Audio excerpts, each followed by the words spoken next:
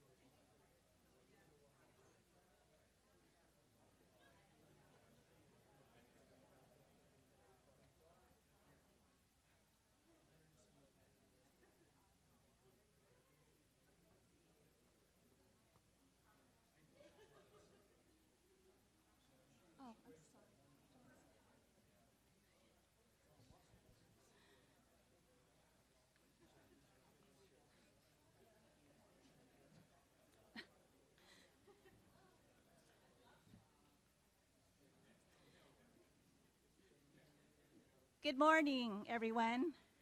My name is Gloria Perlis Polito, and I handle external affairs for Southern California for California State Treasurer Fiona Ma. I want to first thank the mayor, city council, and city staff of Riverside for hosting the first site of this 10-city housing regulatory tour. So first, a few housekeeping items before we begin. So please remember to silence your cell phones during the presentations. And also, the restrooms are in the back by the chamber entrance behind this wall. So without further ado, I would like to introduce your mayor, Rusty Bailey. Did you mention the food outside? Delicious. Hey, we do it right in Riverside, and we are proud to be the host today. But really, make yourself at home. There is food and coffee and water out there to keep you hydrated, and there's bathrooms. I don't know if you mentioned that right on this side. So make yourself at home. This is going to be a great discussion, a great presentation, and because we are the City of Arts Innovation, it's the first of 6? 10! She's on a tour across the state, and we are proud to be the first. So, again, I'm pleased to welcome our state treasurer, Fiona Ma, to Riverside, and especially pleased that she has chosen our city, Riverside, the capital of inland Southern California, as the first listening session to hear from our residents and businesses. Before I jump into my brief opening, I'm going to introduce a number of dignitaries and or the representatives that are here with us today. So, and forgive me if I don't mention your name. We're probably going to mention at least half the people that are here this morning. Senator Richard Ross, District Director's here. Tyler Maderi. You can hold your applause till the end if you do want to applaud. They do deserve applaud. They're great public servants. But from the State Treasurer's Office, you'll hear more from Audrey Noda, Deputy Treasurer, Health and Education. Jovan Aggie, a return visitor to Riverside. He liked it so much, I gave him the mayor's tour a month or so ago, and he promised he'd be back, and he's delivering on his promise. Deputy Treasurer, Housing and Economic Development. Thanks, Jovan.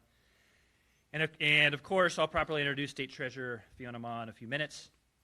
We also have from the Riverside City Council, wave your hand, Councilman Chris MacArthur representing Ward 5, and Councilman Jim Perry representing Ward 6, and Councilman Andrew Melendrez representing Ward 2.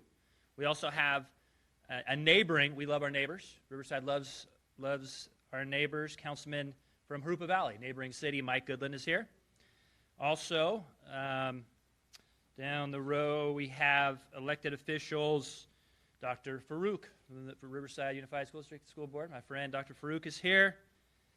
Go back a long way, don't we? We also have Mary Figueroa, Riverside Community College District Board member. Thank you, Mary, for being here. And she's brought a team from RCC, including the Chancellor. Anybody that has a title Chancellor, you have to give them deference. Where's the Chancellor? There he is, sitting in the back. He's a good student. He wants to be right in front of the big screen, right there.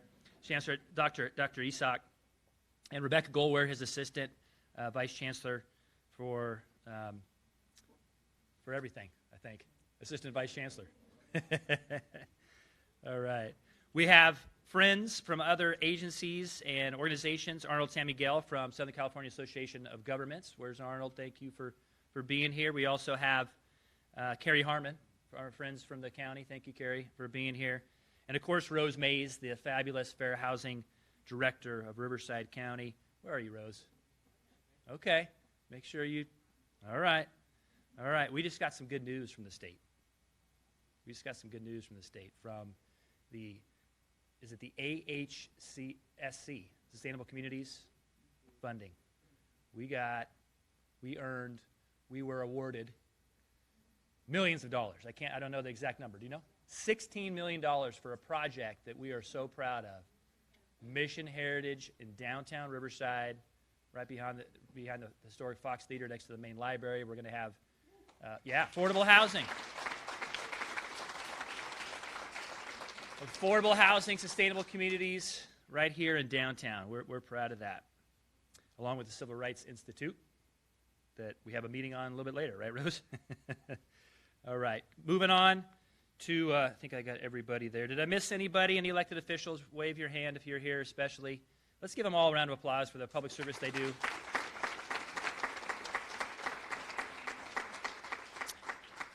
So when I saw what was coming to town in terms of a listening session, I'm always reminded of that axiom that God gave us 2 ears, right, and 1 mouth for a reason, to do more listening than talking.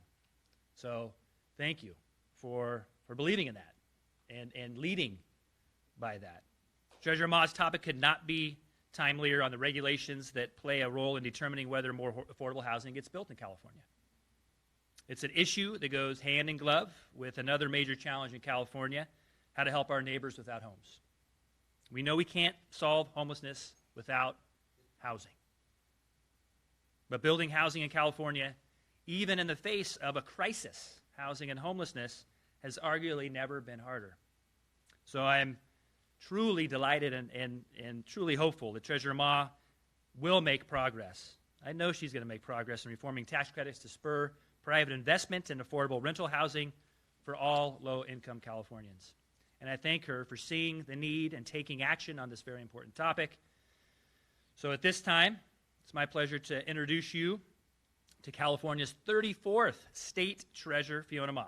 Serving since 2018, proper introduction for the State Treasurer. Serving since 2018, Treasurer Ma is the first woman of color and the first certified public accountant. It makes sense in this elected position. Created in 1849, the Treasurer's Office provides financing for schools, roads, housing, recycling and waste management, hospitals, public facilities, and other crucial infrastructure projects that better the lives of Californians. California is the world's 5th largest economy, and Treasurer Ma is the state's primary banker, but does not have banker's hours. Her office processes more than $2 trillion in payments within a typical year. She provides transparency and oversight for the government's $97 billion investment portfolio, approximately $20 billion of which are local government funds and accounts, as well as the state's surplus. She also serves as agent for sale of state bonds and is trustee on over $95 billion of outstanding debt. So thank you once again, Treasurer Ma, for your focused agenda and for choosing Riverside as your first step on the tour. Despite the short time in office, I know this is not going to be your last visit to Riverside, not your first, and we are grateful that you are investing in conversations within our community. Please extend a warm Riverside welcome to our State Treasurer, Fiona Ma.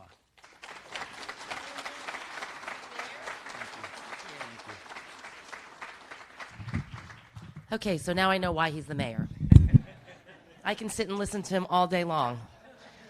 And I want to thank the City of Riverside, Mayor Bailey, for your warm hospitality, for a beautiful city hall.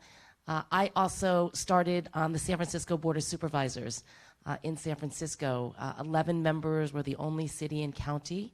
And I was used to being with the people, right? Everybody knows in local government, you know, we shop at the same place. You see us at the, you know, the laundromat, at, you know, the beauty salon. And so I've kind of taken that spirit in every job that I've had. In the State Assembly, I served as Majority Whip and Speaker Pro Tem during the Great Recession. And during the Great Recession, right, people were angry, and they wanted to hear from us. And a lot of the legislators didn't want to come home, right? And I would always say, go home, tell them the problem, right? Be upfront about it. And when people understand that we are all in this together, it makes it a lot easier, right? Instead of just like, you know, demonizing folks. Then I was on the State Board of Equalization, your friendly tax collector.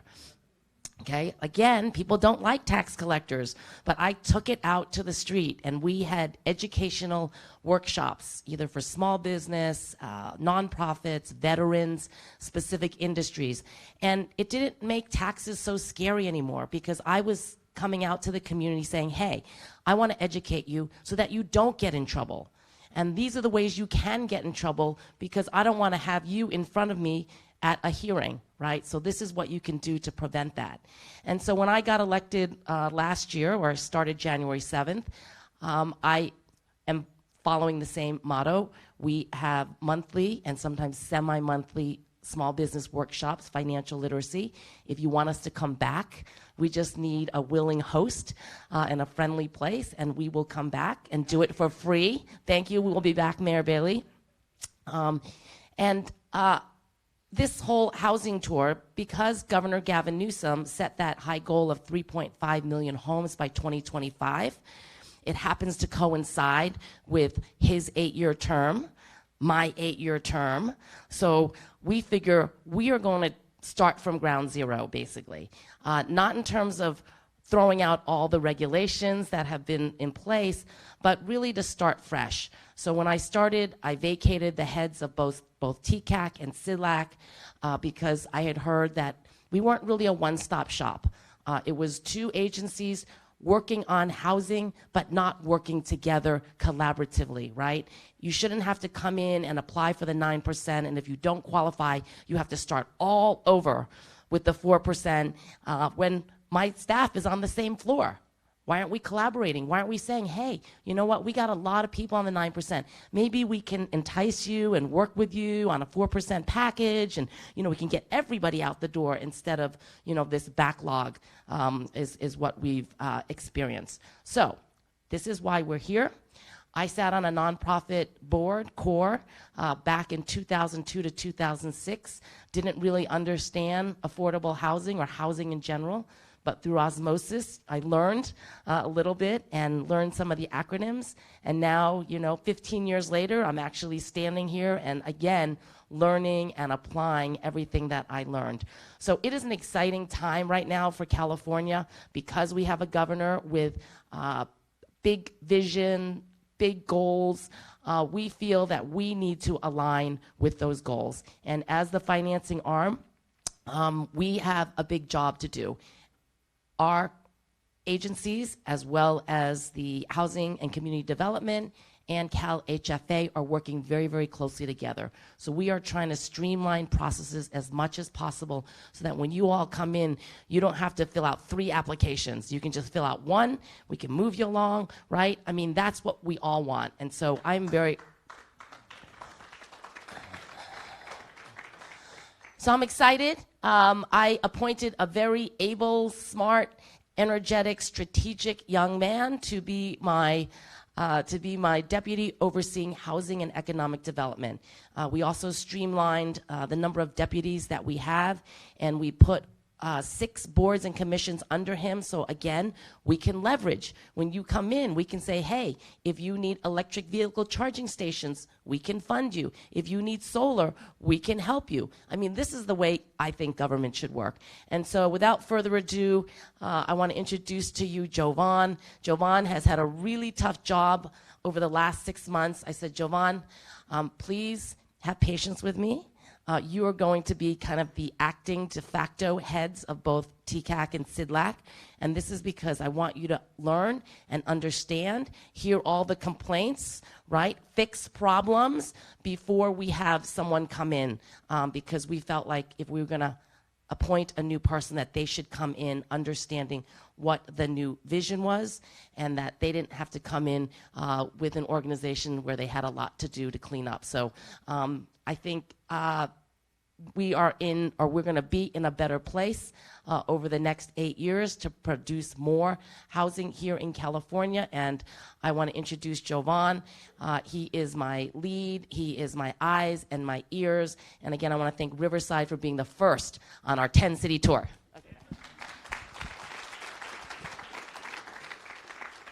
Enough with all the smushy stuff. Thank you. I call her Fiona. She's a good friend of mine. I've known her for 12 years. She's someone who I believe tremendously in. Oftentimes we have people in public office, and unfortunately we have a lot of empty suits. But Fiona is truly a person of the people. When she first got appointed, I remember, this is a classic Fiona story. We were walking in San Francisco, and we were looking at housing for formerly incarcerated people.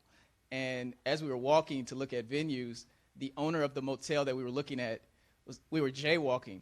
And Fiona's like, we want to jaywalk? And he's like, yeah, let's do it. So we jaywalk. He's like, it would be good if we had a crosswalk here, like the intersection down there. She's like, really? She gets on her phone. She starts texting the mayor to try to get them lines for the crosswalk, right? So that tells you the type of person you actually have working as your state treasurer, someone who really, puts her feet to the pavement and really hits the road running. And so I'm sure you all can relate, especially those of you in Riverside, because Mayor Bailey, in the short time that I spent with him, he carries the same spirit. He's someone who you can see the intensity in his eyes. You can feel the passion when he speaks in terms. As the treasurer mentioned, I oversee 6 boards, commissions, and authorities, 4 of which are currently active, 2 which are not. It's going to be interesting to see when those 2 become active because I stay very busy as it is. But one of the things I also want to do is recognize staff we have here that have also had to step up because we have vacancies in our executive director positions, and that is Anthony Zito, who is our deputy director for TCAC.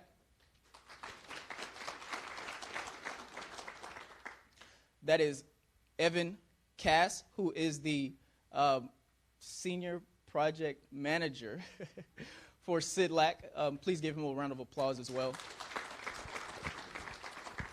And he has really had to step up because he has 2 positions vacant above him. So he's had to punch up really on the org chart in 2 spaces. And then I just really want to thank all the support staff. Gloria Lee from External Affairs, who did a yeoman's job in terms of a short turnaround time period, putting all the nuts and bolts together to make this possible. So can't thank her enough for doing that and her team, as well as everyone else from the city staff. I know I'm not going to touch everyone, but just truly appreciate it because we just show up, we say the right things, we play the part, but it's really all of you who lay the foundation to make this possible. So thank you. So with that, I'm going to go through the agenda. We have about 67 slides, but we will not go through every single slide. We sampled sort of a pool of what we called our frequent flyers, those who sort of interact on a regular basis with TCAC and CDLAC and who've expressed multiple times some of the concerns, interests that they've had in terms of seeing regs revisions.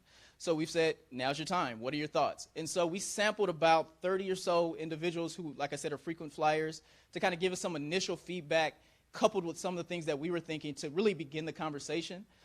Just know that whatever's presented today is not necessarily what's going to be in the final product, but we wanted to use it to sort of, again, probe the audience, probe various cities, and see where local sentiments are as it relates to these topics.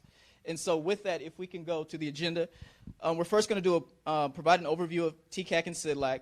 Then we're going to provide an overview of the treasurer's goals. Then we're going to go into a dialogue about what are the proposals that we have in place. And then intermittently, we want you to sort of weigh in. So we're going to allow for back and forth discussion throughout the process. We're not going to wait to the end of the conversation. And so with that, we'll go to our next slide. This is an overview of CDLAC, which is a state agency that allocates tax-exempt bond authority to affordable housing projects and other forms of state infrastructure. provides tax-exempt bonds, which are required for affordable housing projects to obtain 4% tax credits. Tax-exempt bonds cannot be utilized with 9% tax credits to finance a single project. Next slide provides some context. In our current environment, given the priorities of the administration, both in our office and of the governor, which the treasurer briefly touched on, we have a governor who is aggressively advancing housing. So the high-level number that she gave of about 3.5 million houses by 2025 equates to about 500,000 new houses a year. To put that in context, we are currently producing about 80,000 houses a year. So it's more than quadrupling our production to get us to that goal. And so it's a laudable goal. We're going to do our best to get there, but I just want to contextualize the conversation for you. And so given the priorities of the administration, demand for multifamily housing, tax-exempt bond allocation is expected to increase. As of May 2019, 65% of carry forward and 16% of 2019 volume cap has been used. Due to the federally prescribed ceiling on tax-exempt private activity bonds, CDLAC allocation rounds have the potential of turning competitive in 2020 or 2021. Essentially, all that means is that we're getting very close to reaching our cap, and if we get really extremely close, we'll have to make it competitive instead of allowing just for first come, first serve, oversimplified. Next slide. Regulatory focus areas for this conversation. Readiness is a big one. We hear time and time again, about readiness issues from the staff side, but also from a development project side. We believe that sort of post-2011 with the dissolution of redevelopment agencies, there has been a lot of intellectual capital loss in terms of helping developers get prepared to bring their projects to the state. And so we have to figure it out because the state does not technically have the capacity to do the work of the redevelopment agencies, and developers don't always have the capacity to have their projects ready, especially in a very complicated application and regulatory environment. So it's something we're going to have to talk about and figure out. So readiness is a topic. Allocation limits by unit. Updates to scoring points, thresholds, and tiebreaker, which for those of you doing the 9% are very familiar with. We have a scoring system in place by which once you max out, then the tiebreaker kicks in, and that makes a decision on whether or not you get the tax credit for your project. We're going to look at that in its entirety. So do not think that the starting place is a scoring system.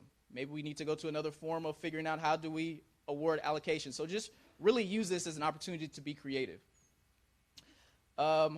Complete applications, which I believe is part of readiness, and then looking at the CDLAC and TCAC regulatory alignment, which the treasurer spoke briefly of. So not only are there misalignments across state agencies, unfortunately we have some misalignment under our own roof, and so just as much as we want to project outwardly what things should look like, we want to make sure our own house is in order. And so that is part of that process. Next slide, we have the TCAC overview. So that is a state agency that allocates 4% tax credits, 9% tax credits, and state tax credits. 4% tax credits finance affordable housing that services households earning 20% to 80% of AMI, averaging no greater than 59%. 9% tax credit finance housing for 20 to 80% AMI households, averaging no more than 50%. State credits are currently paired with special needs projects and projects that don't receive the federal basis boost. And so this is the last slide that I will cover before going over to the next, if we can do the overview of goals. And this is the one I really like to harp on because with this one, it, in my mind, is a way that you operationalize and encapsulate an elected official's mind and heart. No matter if you have a Democrat taking over a Democrat or a Republican taking over a Republican, local versus state, you can sometimes have ideological differences or you can have ideological alignments. But I think the thing that's really the sweet spot is who the person is in their core, who the person is in their soul. That's truly who you're getting as an elected, irrespective of their party affiliation, gender, or whatever layer of government they're serving in. And so in my mind, when you look at what our goals are, that is telling you who our treasurer is. This is someone who not only knows numbers and can balance a spreadsheet probably in the dark, but she truly has a value system that is reflective of the best of California, and it's reflective in our goals. And so briefly, under our housing and economic agenda, we're going to be looking at these goals to really govern and guide our thinking for our regulatory development. And so our first goal, of course, is increasing housing production. Affordable housing is a key target, but we also understand that increasing housing in general will alleviate the tensions, thereby bringing down some of the costs. Contain development costs, which is a huge one. And so we're going to be looking at how do we actually hit on all the things that we know that are cost pressures in the system. And we're going to be looking to all of you to also, where we may have blind spots, have an intelligent and thoughtful conversation about how do we identify those things, what are some of the drivers, and then how do we alleviate them. Spur to new technology is a big one. As you know, some of the technologies that are being presented, whether they're container or some of the older technologies of modular, are sometimes politically contentious. There are some groups, stakeholders within the community that aren't necessarily supportive of some of these new ideas. And so we want to figure out how to not in a prescriptive way advance these things, but how can we incentivize the private market to bring some of these ideas to the forefront, which we also believe can increase housing production and potentially contain cost. And then fourth, increase opportunity for women and people of color to get into the space. We often see that some opportunities for those populations of people to get into the space are difficult, primarily due to capital issues, capital being financial and sometimes intellectual. So we're looking at doing things like creating an emerging developer fund, for example, as one tool we want to use to help sort of increase the table to allow for more chairs to be in the space to really make the developer community look more like California. Fifth, empower individuals in distressed communities. This is our way to not continue to talk about the problem and give it lip service. You will not believe how many times we go around the state and we hear about gentrification, gentrification, gentrification. And while we know it's a problem, continuing to talk about the problem is not a solution to the problem. And so we have to talk about what is the problem, right, in earnest, not the ideological problem of gentrification, but what is the market challenges that create gentrification. And then what can we do to not stifle the market? It's not our job to suppress the private sector. It's not our job to suppress the market. But what it is our job to do is how do we as government help bring people along in the changes. And so we want to empower people in communities to be a part of the revitalization efforts happening in their community, and then let them make the decision whether or not they want to stay, once they have the power to do so. So that's that bullet. And then lastly, it's just building wealth for all Californians. As was mentioned by the mayor, we sit on $2.3 trillion worth of assets in the Treasurer's office. We have about $98 billion worth of bonding authority. We move about $100 million a day on Wall Street. We are one of the largest day traders in the world to Wall Street. And so in that, we have to figure out how do we not just give people living wage jobs, but how do we actually build wealth so that when market changes happen, people are prepared for it. And so that's what we're looking at in terms of all of our BCAs, in terms of how do we think more sort of upstream in terms of real wealth building opportunities. For example, can we do co-op development? Can we have shared developer fees with some of the people that are residents, right? So it's just some of those things that we're looking at to say, well, we all can actually win here. Maybe we increase the pie to do it, but how do we all give people a little bit more to actually change the realities that they all know financially? And so those are just some of the things that we're looking at. We hope that you all have some ideas and can be some thought partners with us as we begin this journey.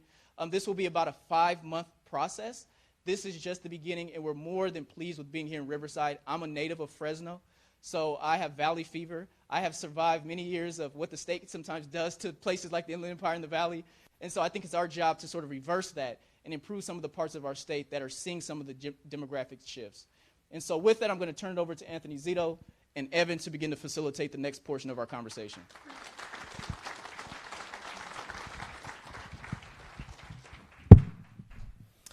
Good morning. So what Evan and I are going to do, we're going to go through what we've heard and I guess outline. We're going to start with what we're identifying as the problem, and then ultimately some little background on some of the changes, and then ultimately the suggestions we've heard. And then this is where we would want to invite, obviously, conversations from you folks, so we can get some input on the pros and cons. We've identified some pros and cons, but we wanted to get your input as well. So it's mainly we want to have a conversation with everybody, and we want to treat it as such. So the first item has to do with targeting. It's the 10% at or below 50% AMI requirement for 4% projects. Currently, we have that required both on CDLAC and TCAC. And in addition, you have to, if you're doing the income averaging option, you would have to maintain a 59% average.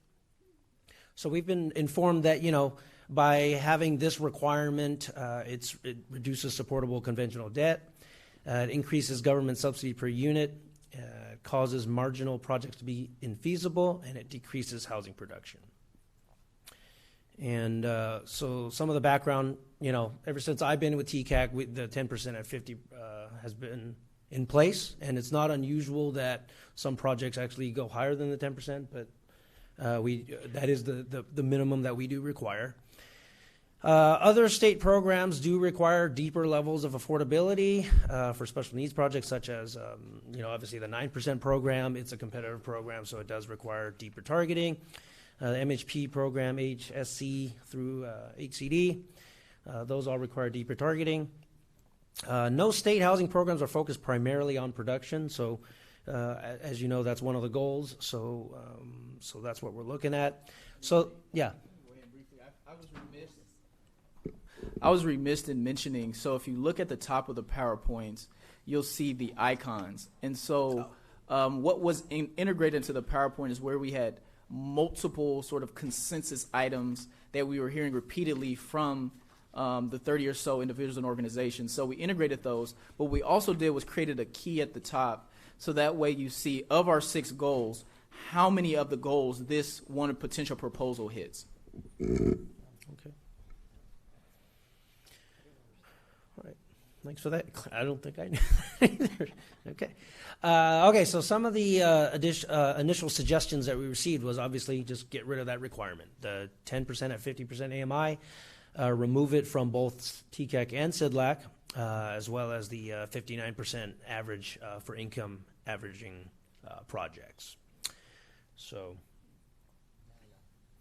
and what that would do, I think the first bullet maybe actually the first one is a con. The concern is in a competitive environment, the projects with the deeper need for affordable housing, that 10% at 50 being that deepest need, could be overlooked.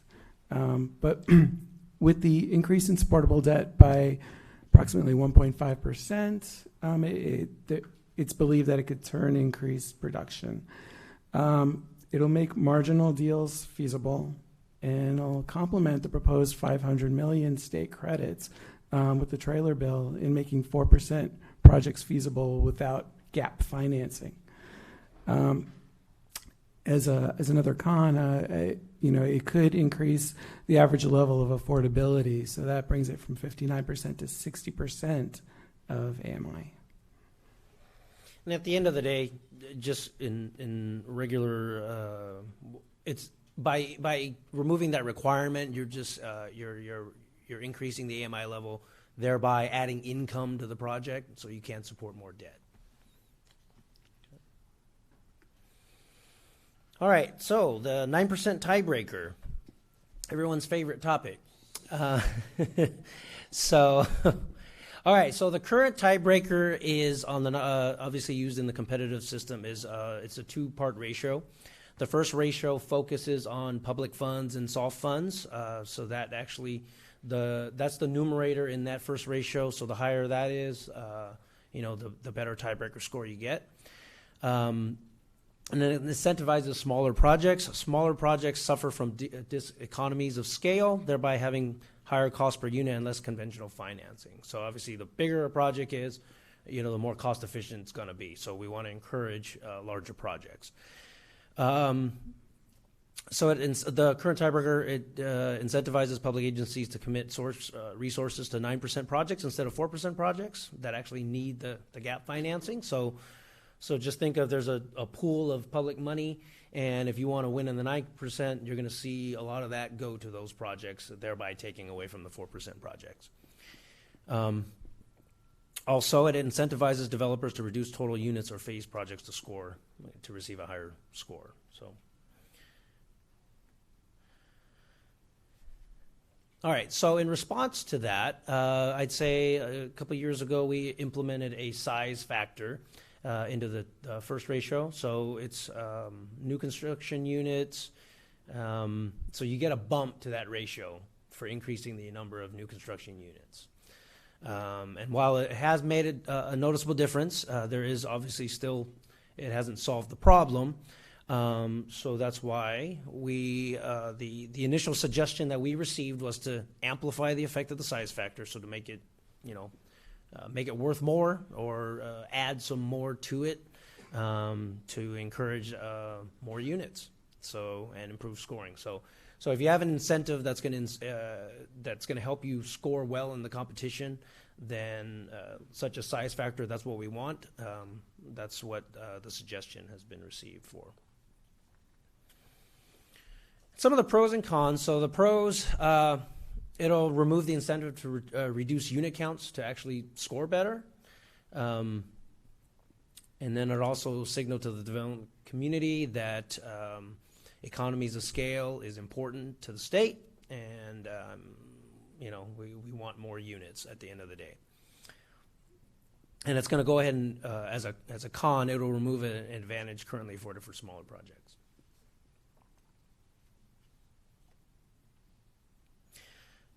All right, the second ratio to the tiebreaker has to do with requested eligible basis, and so it's kind of it means the less credit you kind of request, then you're going to score better in that part of the ratio. So we've been told that the ratio has been there's a divided by 3 portion of that ratio that kind of dampens that portion of it. So the first ratio still has a more weighted effect on the overall score. So developers, in this case, they can't just improve their score by containing costs or reducing their credit requests, both of which entail taking a risk. So projects that produce more units, use less credits, are more ranked lower than less efficient projects using more government resources. Okay, so when the tiebreaker was originally created, they were at equal footing, both ratios. Then I think, if I don't recall exactly, but we thought that it was having too much effect on the second ratio, which is why we had added that divided by 3. Since there's obviously numerous, the tiebreaker is a driver, there's numerous methods to game the tiebreaker in the regulations. And we didn't, we wanted to make sure the tiebreaker was maintained through the place in service. So the change that's being proposed or suggested is to divide the ratio by 2 instead of 3. So that would essentially make that portion of the ratio a little bit more worth more than it currently does. And if I can just chime in, I think given where we are currently in a place like Riverside, I mentioned Fresno earlier, but other even more rural places, I think when you look at the way the tiebreaker is currently structured, it can even just inherently not only disadvantage smaller projects, but it can, larger projects, but also can inherently have a geographical disadvantage, because some of those local governments are more cash constrained, so they may not have the dollars to be able to put into the project, thereby penalizing the overall project. So that's just something from a geographical perspective that resonates with a place like the city of Riverside.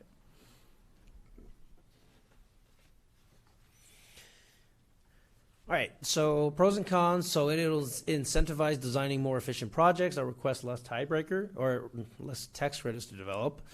It'll incentivize using innovative technologies that lower construction costs, such as modular construction. One of the cons is it may partially reintroduce one method of gaming the tiebreaker again. So, and if you guys have comments, please feel free to stop, raise your hand, and we're happy to discuss it. And just so you know, these are immediate changes we can make to the tiebreaker. Obviously, there's going to be later in the slides, there's other options for maybe in the future implementing a new tiebreaker, but these are immediate fixes that we're looking at. Okay, so projects required to forego state credits instead of federal credits are placed in an unfair disadvantage. So applicants forego federal credits, excluding their basis to improve their tiebreaker. So in the cases where they're, let me see. Okay, so the question is, okay, well, 9% and state credits are both scarce resources, and in some cases, foregoing state credits doesn't get counted in the tiebreaker. So on the next slide, let's see. We originally said you have to maximize your basis to maximize your federal credit. There's 3 exceptions to that in order to be eligible for state credits. And I know some projects would request state credits but not maximize their federal credits. And we changed that to make sure that we weren't over allocating on the state credit side. And so this particular requested change is to kind of put those at equal footing. So it's not not intended to impact 9% competitiveness. One such regulation promoted 9% with state credits from voluntary excluding federal basis. So again, some projects are voluntarily excluding basis and then requesting state credits, and they're getting a competitive advantage for doing so. So this suggested change is more trying to get at, we should account for those projects that are not getting state credits. So we're trying to count that into the tiebreaker consideration. Now, I don't know that we got specifics on how to quantify that, but it's more just in concept, I guess, to account for that.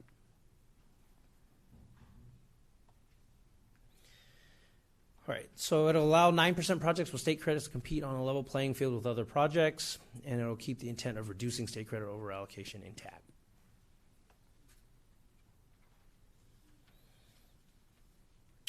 All right, a few years ago. And Did you have something can to you add? just say, like, I didn't understand, immediate, delayed, what does that mean? So the immediate means, so immediate is like, what can we do to the current tiebreaker right now that would kind of help alleviate some of the issues.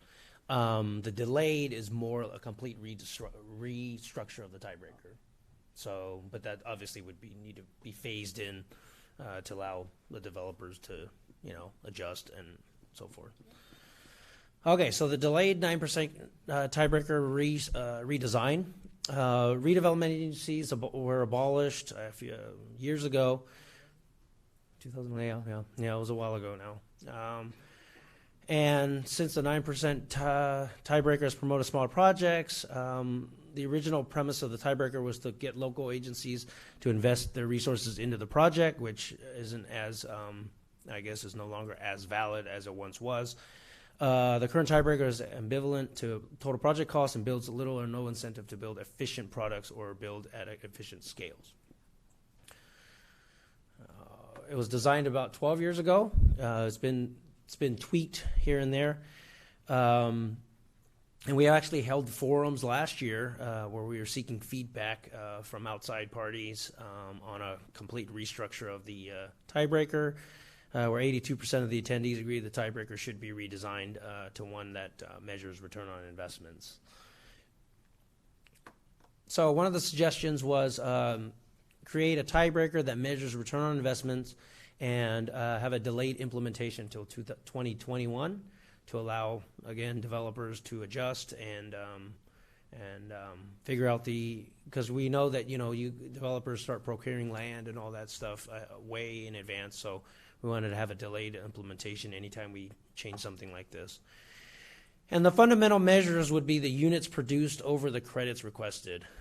So obviously the more units, the higher score you're going to get, and then the credits requested, you want that to go the other way. So it's going to kind of, the higher that number is, the better the tiebreaker you'll score. And then you would take that as the first, that's the overall ratio that we're going to use, and then you'd throw in any other public policy objectives that we wish and have those kind of affect that one ratio just by like a multiplier or something like that. So it would depend on obviously what we determine as the most important public policy measures. All right, it'll incentivize building larger projects. It will incentivize requesting less credits. It'll spur development creativity and promote the use of innovative technologies. And some of the cons, it'll reduce the award predictability for a season. It'll dilute the influence of local agencies to have a vote with their dollars.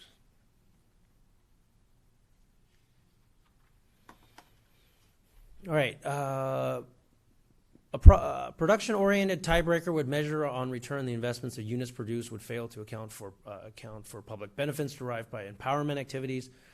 Locating family projects in high opportunity areas would be incentivized. There would be no incentive to empower individuals in distressed communities or help low-income households build wealth.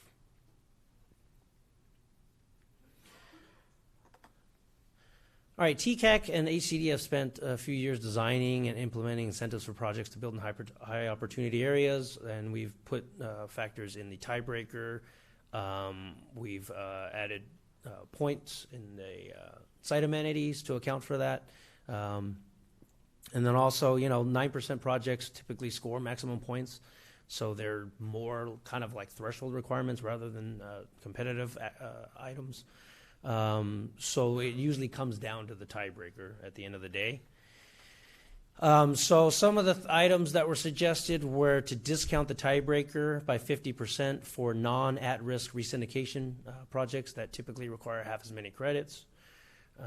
So this will focus on, new construction projects.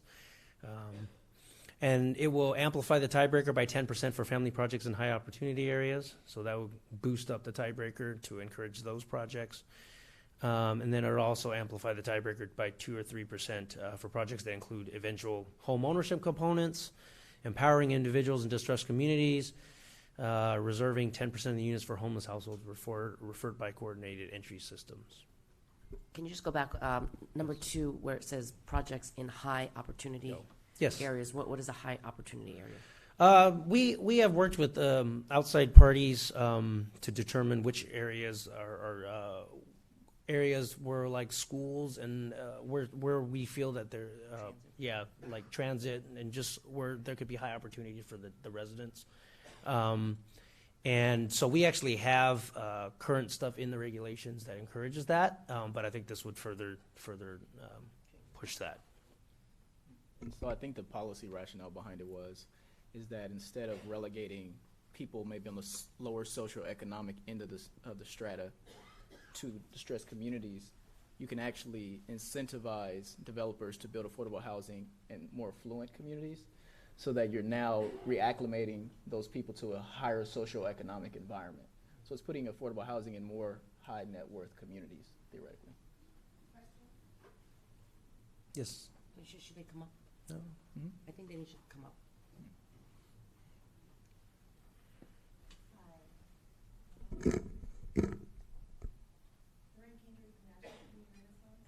Can someone turn on that? She just did. I think Gloria just turned it on. No. Can you hear me now? Yeah. There we go. Thank you. I really appreciate the clarification on 3B. National Community Renaissance is a nonprofit affordable housing company in 4 states, but located in California primarily, with a lot of units in Southern California. We support 3B, but we're concerned about families in lower opportunity areas. We want to make sure that there's supportive services on site. So looking at, I understand to infuse into the more affluent areas, but what you have to realize is developers, there's a lot of NIMBYism, and it becomes extremely difficult. And what we have found is the hours that a child is in school has been reduced significantly over the years. So what we've done at National Core is to ensure that the children have the community centers and have the after-school programs to enhance what they're not getting in the school programs, and to have a safe place for children that are living in our units. So what we would encourage is to encourage developers, in part of this, in this discussion, is to encourage the developers to provide these services in these community centers in these low opportunities areas. So while I understand what you just said, Javan, about the high zones, we were just concerned because we're seeing another part of this is ensuring that in these lower opportunity zones that you have the social services and the community centers for the children, and that actually plays well. Yeah, and I just wanted to clarify. I was more so speaking to what's already in place. Mm-hmm. It wasn't necessarily an opinion that we agree with. We kind of inherited the current opportunity areas, but I think in terms of what we're looking at is really trying to strike the balance, I think, of what you're alluding to. So there is a school of thought, and there is data to prove that as you integrate people from one socioeconomic environment up, their outcomes are better, right? So there is proof to that. So the challenge is always when you make public policy decisions, how do you preserve the good parts of what's working, but then tweak enough to improve without disrupting the good parts that's working. So that's going to be what we're looking at. But to your point, we're going to try to preserve the essence of the opportunity map that work. But to your point, I think in distressed communities in particular, how do we continue to build infrastructure so that they don't continue for the next 3 or 4 generations to be distressed communities, right? And so just as much as we want to incentivize developers to build those sites and those spaces, we also want to incentivize developers to leverage already existing sites and spaces, right? So are there already existing infrastructures, preschool centers, local day labor apprenticeship shops, right? So are there already existing amenities that may not be inherently working together, because we all sometimes get in this siloed syndrome, but can we do a better job of understanding the communities in which we're providing tax credits to incentivize collaboration in a way that then brings down costs for a project because we're leveraging these other resources? I just want to remind the audience that there's speaker cards, so if you fill them out and just wave them in the air, one of our staff will come collect them. Thank you.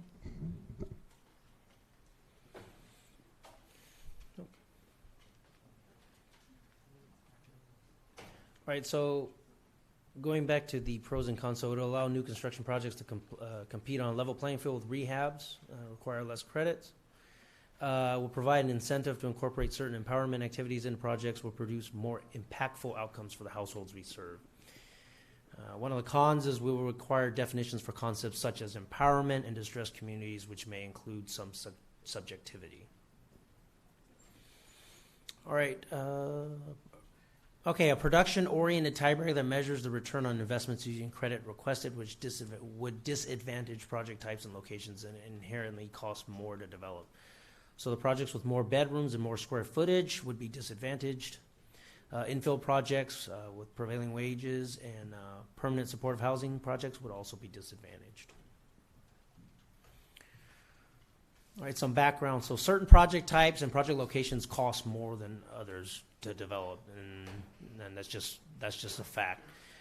Based on the inclusion of federal and state funding, certain projects are required to pay prevailing wages, which increases costs, and thereby increasing the need for the tax credits, especially if there's limited resources.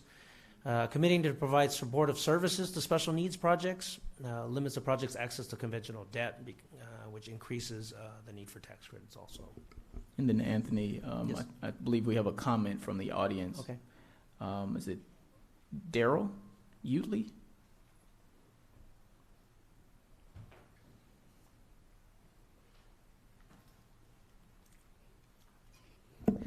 Okay, I'm going to make it brief. So I'm a resident here in Riverside, and I really enjoyed to have an opportunity to listen to the speakers and hearing all these words, but a lot of this is really going over my head. Deaf community right now is about 70% of unemployed, and so people in the deaf community. And many people are stigmatized. Mm-hmm. And so we really, but we're fortunate here in the Riverside community because we have two of the biggest deaf schools. One of them is here in Riverside. Mm-hmm. And so our mayor has been really, really helpful in helping us out, and helping us develop the deaf community here. And so we're wanting, there's a huge deaf community here that wants to develop housing for deaf people to come here and live in Riverside. But we have deaf senior citizens who have graduated from our school and want to come back to the hometown, because this is really our hometown here in Riverside. And they look forward to finding to Riverside for our resources and getting help for of course with using the Disability Act and getting access and resources in here, because this is what we really want. So finding affordable houses here in Riverside. So thank you very much. I actually went to the Rochester Institute of Technology, and my job for 4 years was working at the National Technical Institute for the Deaf. And my 4-year job was working in the interpreter training office. So thank you. I appreciate you coming up. So initially in January, we did a 5-city tour, a general housing listening tour. And I know we didn't make it here to Riverside. So we thank anyone later on during the public comment period to also tell us some of your needs, your desires here in the community. So we appreciate you for coming up and letting us know. Part of the second half of what we're doing here in this 10-city listening tour is trying to reform our regulations. So the regulations that the developers use to actually build certain types of housing. So I hear from you, Mr. Darrell, that we need to think about and address special needs housing, like for people that are deaf. So thank you very much for reminding us. Another comment? Good morning. My name is Tony Mize, and I did turn in a card. I'm not sure where it went off to, but Madam Treasurer, thank you very much for coming to Riverside and starting your tour here. My name again is Tony Mize, and I'm here representing National Core. Once again, National Core has about 9,000 units of affordable, mostly affordable, but also some market rate units interspersed in 85 properties in 4 states. However, we started in the Inland Empire and have been producing housing and operating housing for 28 years now. The empowerment portion of all of this is really our mantra. It's what we're about. And it includes helping over 30,000 units at any given, 30,000 people at any given time become able to be healthy, be safe, improve their educations, and be able to get good jobs and work their way up the ladder of success. We agree with a majority of the recommended changes today, and we commend the recognition that the current system is somewhat antiquated and has to look forward rather than backwards, given the loss of federal funding and the loss of redevelopment and all of the challenges we continue to face. That said, this process should not disrupt the production of housing. So I appreciate you're also going about it very carefully. Although CORE operates in most regions of California, I have lived here in Riverside for 33 years and actually been in the real estate side for a lot longer than that. And we use, Inland Empire has almost 5 million people in the region for 9% credits, 4.8 I believe, and we are only able to get, used to be 3 or 4 projects a year, now 2 maybe. That's a big challenge, and it needs to be looked at in all of the regional allocation of things. I'm sure you've heard this 1,000 times, but you need to keep hearing it, so I'm up here to say it. But also lower land costs, somewhat lower construction costs, entitlements, which take a long time, generally take less out here. So I think, you know, a relook at how much of the resources we put in the Inland Empire is quite important. And then finally, I would be remiss if I didn't say we in the affordable housing space know acutely that the larger solutions to overcrowding and early deterioration of the existing housing stock, I'll stop. But we need to keep after it if we can. So thank you, Tony. So this is just a starting point of feedback that we have heard, right? So this is just like talking points. What we are encouraging after, you know, all of our meetings is for you all to write in as well, right? What ideas you like, what ideas maybe you don't like, and then what other issues that we should think about that we have perhaps not touched upon or missed in the presentation. And then after the proposed regulations come out, then there will be a public comment period where folks can again weigh in on what you know, we're thinking about. So this is just the start, and we thank you for reminding us, you know, about, you know, specific regions. We've heard about the way you divide regions at some, you know, cities or counties are in a region that is not the same. It's not apples to apples, and so we need to look at that again. So that's what I heard from you as well. We have another speaker? No. So I didn't hear you guys talk anything about prevailing wages and taking prevailing wages out of these low-income housing projects. Is that the case? You're not going after that? No. You're not going after it? So, okay. So I just wanted to give you guys a little snapshot of what we do. I'm with the Carpenters Union, and I'm with 3 of my partners today. So in the housing market, I'm hearing that our governor has an aggressive plan for housing. That's going to require a significant amount of workers. We're hearing 200,000 new construction workers. Ever since 2007, the last downfall in the economy, people are leaving construction because everybody's going to, in the private market, they're going to competitive wages. The lowest man gets the bid. And we've been out there for the last 3 months trying to get a wage survey on our own just to see what the average scale is out there for the different trades of carpentry, concrete, framing, drywall, taping, plaster, etc. So I'll give you a little tidbit of what we've seen. On multiple projects throughout the Inland Empire and in Orange County, there are guys making, construction workers making anywhere between $13 and $18 an hour. Now, that's not something to be proud of. I mean, these guys are building $500,000 homes up to $2 million homes, and they're making wages that are no better than somebody that's working at a fast food place. That's an embarrassment. That's an embarrassment. So I hope you guys don't consider going after prevailing wage, because that's necessary to keep the wages up. I mean, imagine somebody fresh out of high school walks into the Carpenters Union and says, hey, what are the benefits to the different trades? I'm interested in working with my hands. That's what I want to do for a living. I want to make a career out of this. So the rep gives them the opportunity to say, hey, you can go to commercial, you can make a living wage, you can get a career, you can get a pension, a health care, you can live well for a long time. Could I keep going? Mm-hmm. Okay.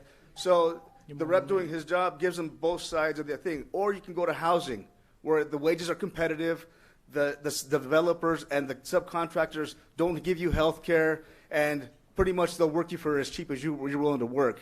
That's disgusting. That's not something to be proud of. This is California, the 5th biggest economy in California. We're acting and we're paying our guys like a third world country, and that's an embarrassment to me. I hope it is to you. Thank you. Yes.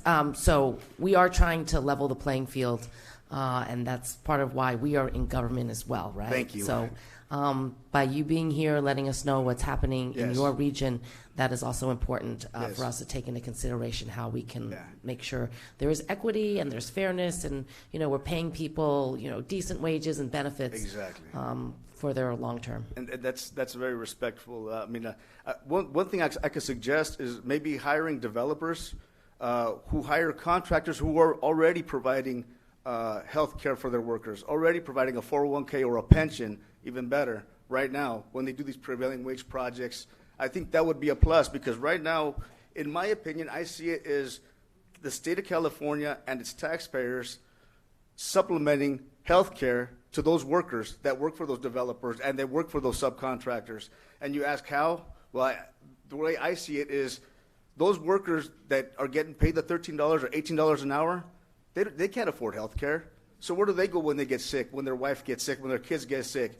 They go to the California state-sponsored programs, Healthy Kids, IEHP, whatever it may be, Medicaid.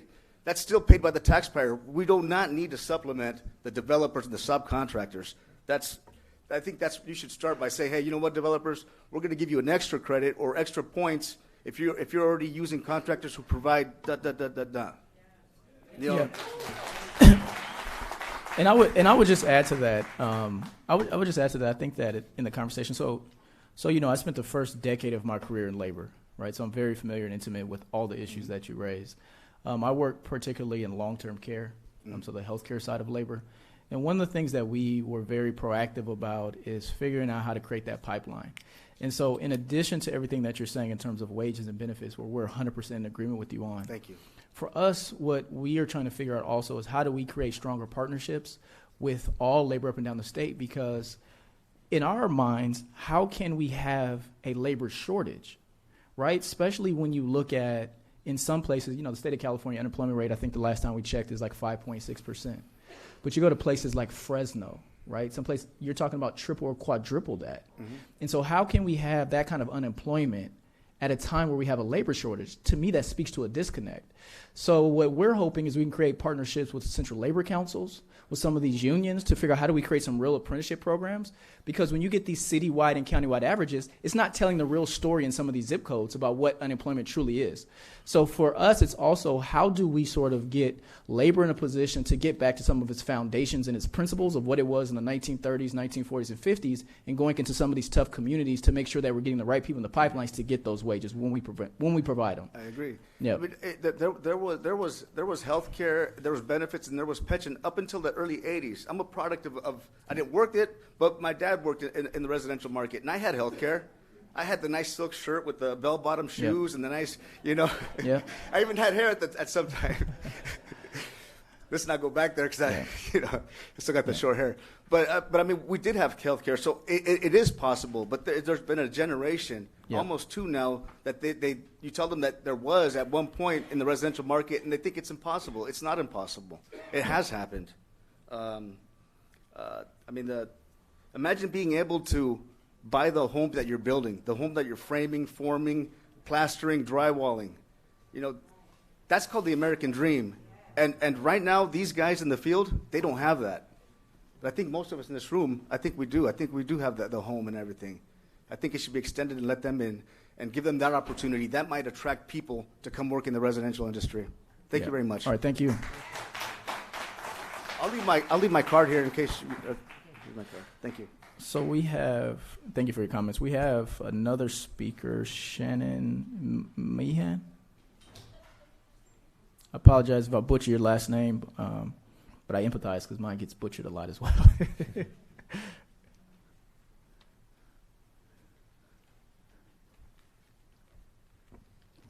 Good morning, Madam Treasurer and ladies and gentlemen of the audience. My name is Shannon Meehan, and I work for the California State Council on Developmental Disabilities. And many of the people that I serve have a huge barrier with finding accessible and affordable housing within the community. The Inland Empire is growing exponentially, and people are moving from Orange County, the LA County, into the Inland Empire to find affordable housing.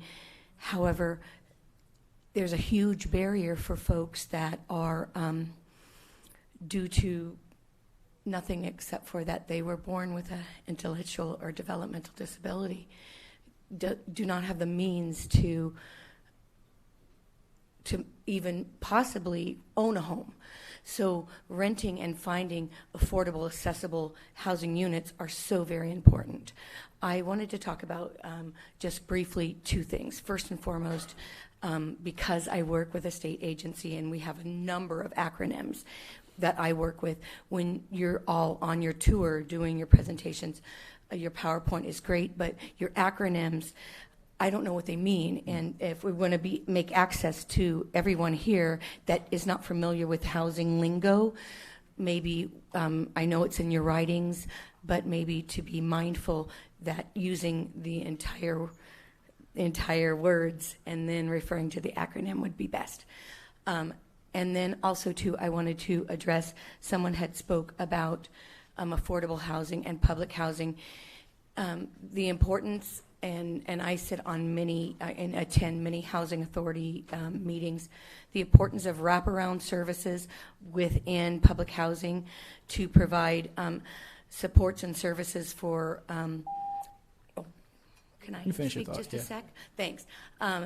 Just to provide more services and supports for individuals who are on a lower economic status to maybe get a foothold into climbing up to the mean of what the community is. It's so important that these housing projects possibly be in a campus-like format where wraparound services like First Five and childcare, that they're pushed into that project because so many people fear even leaving their own homes because it's in such an area where it's not safe to have your kids play outside.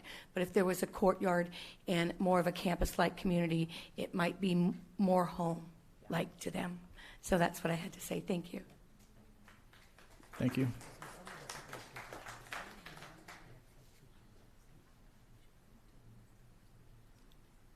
Yeah, and I just wanted to say on that, we are looking at what other states are doing, particularly as it relates to the DD community. And I've been trying to mull over. Florida has an interesting model where they do like a 5% set aside. But we are exploring what other states are doing and trying to figure out their best practices and seeing how that could potentially fit into California. But I think your point is right on target with some of the core representatives we heard in terms of some of just the wraparound services. We also want to be smart, with the dollar. And, one of the things I know that California doesn't do well because of its size is talk to each other, right, across state agencies and state agency, from state to local government. And so there are some dollars that local governments put into things like programs and services to do some of those things. But if we are knowledgeable about them, then we're pouring in another state dollar that's redundant and there's no coordination. So those are some of the things why we're here and doing our local tours to ensure some of that doesn't happen as well. And I would also ask the private sector, the philanthropic community, they are also trying to help and solve these problems. Yet, again, I don't know how many people are from the private sector. Philanthropic? A bank? Okay, so like banks, Chase and Wells Fargo, they're putting a lot of money into housing, but they're doing it in their own sphere. We're trying to do it, leveraging dollars. So I've been trying to encourage, like the banks to come in with us and work with us instead of just throwing out grants to different communities, but like how are we leveraging, like for Riverside, for example, right? So we all need to do a better job of working together, and that's part of why we are taking it out to the community so that we don't sit in our office and just wait for letters to come in, and we're not really hearing from everybody else who does have concerns, but we appreciate your input. And during our first 5-city tour, we did hear from the disability community loud and clear that there are not enough units, and that there are different needs for different communities and even different age groups. One of my concerns is aging in place.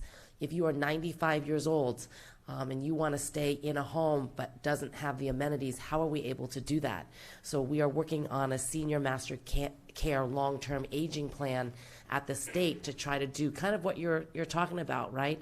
Either intergenerational housing or campus-like settings so that, services are on site and people as they age or as if they have mental illness, are scared to leave their home, that someone can actually come to them, right? And that's, I think, a model that we also should be thinking about as we move forward. All right, so going back to the tiebreaker, and we left off on adjusters, and I think the suggestion here had to do with square footage, location-related costs, wage rates. So some adjusters relating to those as it compares to the state averages, whether it be addition or subtraction. And then also adjust by subtraction an applicant's actual credit request by the amount of foregone conventional debt resulting from this commitment to provide supportive services. So some of the pros, it'll allow project types and project locations to compete on a level playing field. It'll allow prevailing wage projects and permanent supportive housing to compete on a level playing field as well. And one of the cons will require significant research and testing to create the adjusters so it doesn't, that it'll effectively neutralize cost differences. I think the key is trying to find that exact adjuster so it doesn't dampen other effects. So, all right. So the next item is 4% projects with state credits. So I guess one of the issues was reducing requirements. So currently 4% projects requesting state credits because they can't be eligible for federal basis boost. So that's why they are requesting the state credits. We require them to compete similar to the 9% project, so they have to score in specific categories because state credits are limited. So some of the items are energy efficiency measures, which obviously could increase costs to housing. And then a 50% AMI average income limit, social services.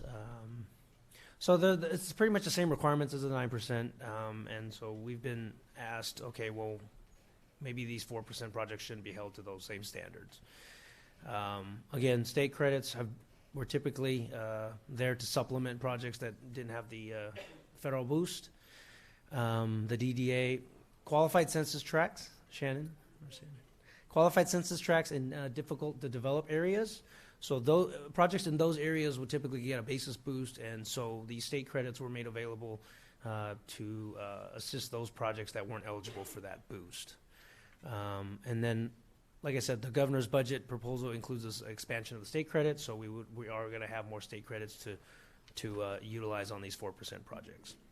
So I'm just going to step in for a minute. We're going to go probably through the slide or 5, cost containment measures, and then I think it gets too wonky for folks, even for me. And then we're going to open it up because I know that probably some people want to talk about other things besides the public comment that we heard. So we do want to give an opportunity for everyone to speak. And if people are still dying to hear the rest of the slides, we can go back to the slides after. But I think cost containment measures also has been a big issue for many of the regions, the developers.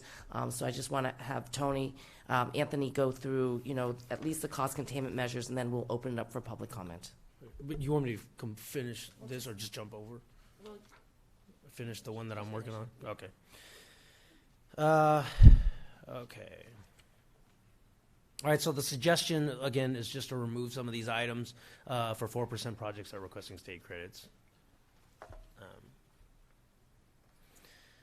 All right, this will reduce costs, which kind of leads into the next topic. It'll reduce costs associated because they won't be held to those same requirements. It'll allow for more push per unit production. It'll increase the amount of supportable conventional debt, which will lower the state's investment per unit. And some of the cons, it'll raise the average affordability from 50 to 60. For some projects, it'll reduce the amount of social services available to the projects. All right, cost containment measures. All right, so the cost obviously is rapidly increasing in California. Some of the site amenity requirements being close to certain amenities increases land values, land costs, so that's an issue. Water efficiency measures are insufficient to score the full points in the sustainability category. And then currently senior housing type projects are required to make 50% of the project units ADA accessible. So those are items that are raising costs. Site amenity points originally, I think like people have been advertising projects. Oh, this is good for TCAC for full points. So obviously the value of the land and the costs go up in those cases. The water efficiency measures typically have to be paired with some other energy efficiency measure to get the full points. And then also the seniors, the ADA units, the 50% increases costs. Current building codes require 5% of the units be ADA accessible, and the senior projects are 50. So the suggestions are to count the schools that serve different ages for site amenity points. So right now we only allow for points for, say, one school, right? So if you're near high school, elementary school, middle school, you only get one point or X amount of points for being near any one of those three. So if you're near 3 of them, you don't get 3 times that amount, okay? And then water efficiency, currently you can get 3 points in that category.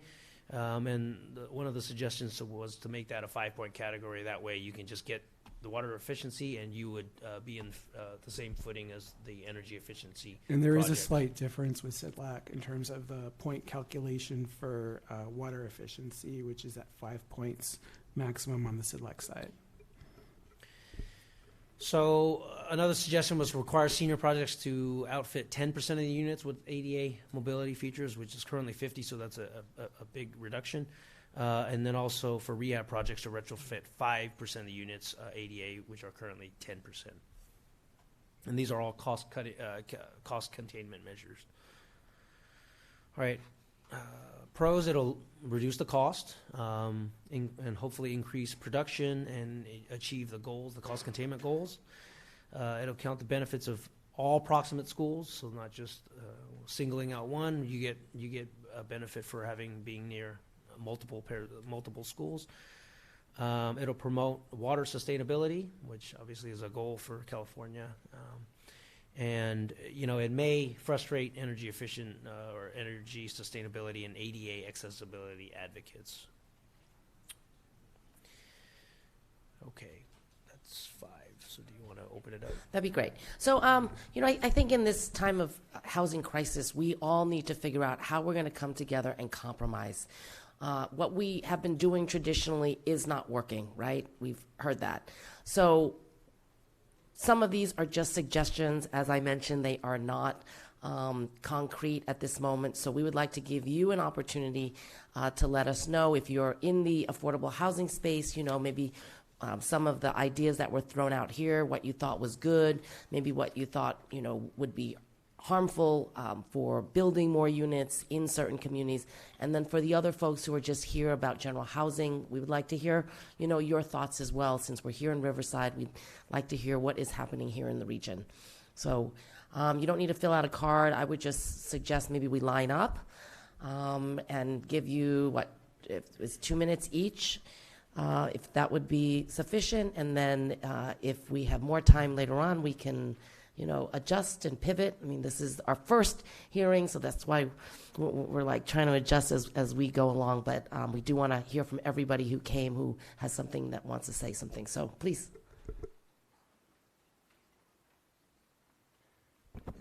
Good morning, Madam Treasurer and Jovan, Anthony. I've seen you all quite a few times recently. I want to thank you for being here in Riverside. I grew up here. As you know, I'm a second-generation affordable housing developer, and I have a strong interest in this program.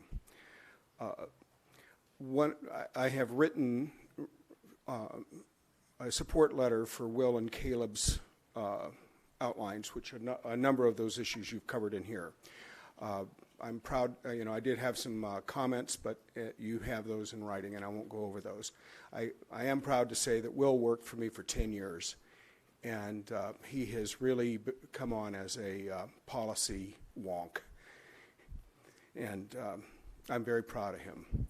The prevailing wage and Davis-Bacon Act wages were mentioned earlier, and they do add quite a bit to the cost, but that's the way the program is going these days, and unfortunately, there's some, it brings on some issues. I have a project coming up that I'll be submitting in the second round that's got about 49% special needs. It's prevailing wage or Davis-Bacon, whichever's higher. Because of that, and it's a smaller project, it's 50 units, and because of that, my developer fee is getting cut in half because of the way that the formula works. So instead of being able to make a full 15%, I'm making about 7 or 8. So the current method of calculating developer fees and things like that is punitive to some of the projects, and it definitely needs to be revisited. I've been working on this project for 7 years. 50 units. I'm going to make about $1.5 million, but it's going to be another 2 years before I finish if I get it funded this coming round. That's a little less than $200,000 a year for my efforts. The other issue that was brought up by Jovan is that, frankly, we have 2 states. There's an inland state and a coastal state. And we need to take a look at how we're underwriting our developments so that maybe there's a little bit more liberal underwriting in inland California so that we can stretch our subsidy dollars further. And in regards to rehabs, because I've been in this for so long, it is important that we are able to keep up our communities and rehabilitate them on a regular basis. The only benefit that the political support that we have locally gets out of that is to be able to go by it and look at it with pride that they've developed something that's been kept up and looks good and serves the needs of the community. We do not want to get ourselves into some of the problems that some of the other programs that have gone by the wayside over the decades, where it allows our communities to deteriorate, and then they become something that makes it a problem to develop new communities. So that's my only comment about the rehabs. I think it's important to be able to keep these communities up in a really top-notch fashion so that the community can be proud of it. Thank you.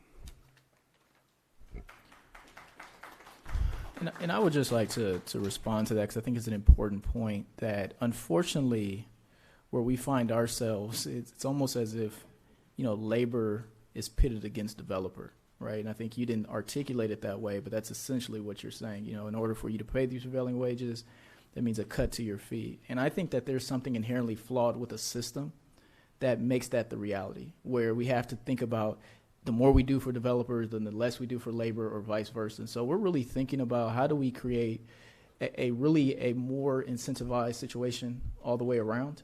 But it's going to take everything that the treasurer says. It's going to take us to sit down and really look at the system holistically. It can't be piecemeal. It can't be a quilt approach anymore, because both are important, right? So if we do too much to one end, then you suppress the people who are actually providing the jobs in the first place, right? And if you do too much to the other end, then you have nobody to do the work right, that you create the opportunity for. So I think that's a zero-sum game that oftentimes comes just with political ideology. And I think that, when you have someone in the seat that's a pragmatist and believes in sort of a win-all environment, I think you get to those type of solutions. And particularly in your situation, we had a recent appeal case. I think you saw what compromise can look like.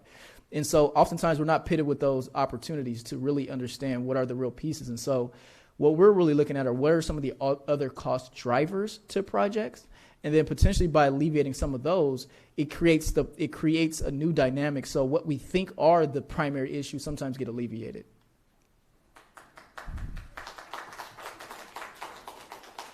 So we have another. Is it Daisy?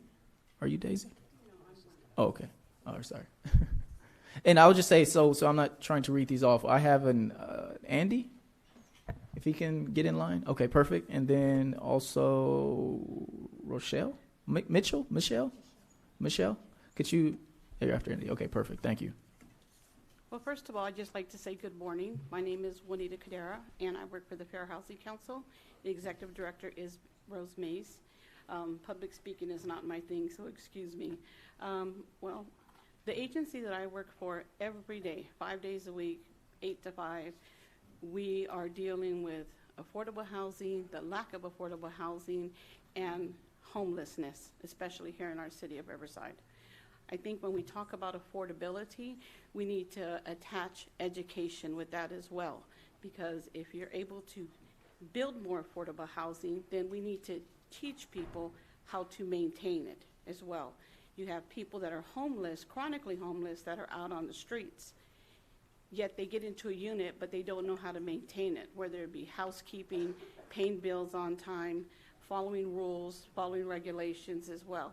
So from the Fair Housing Council, all of my colleagues are here, which are all back here. And what we do, we have 3 different offices, and every single day we are inundated with calls.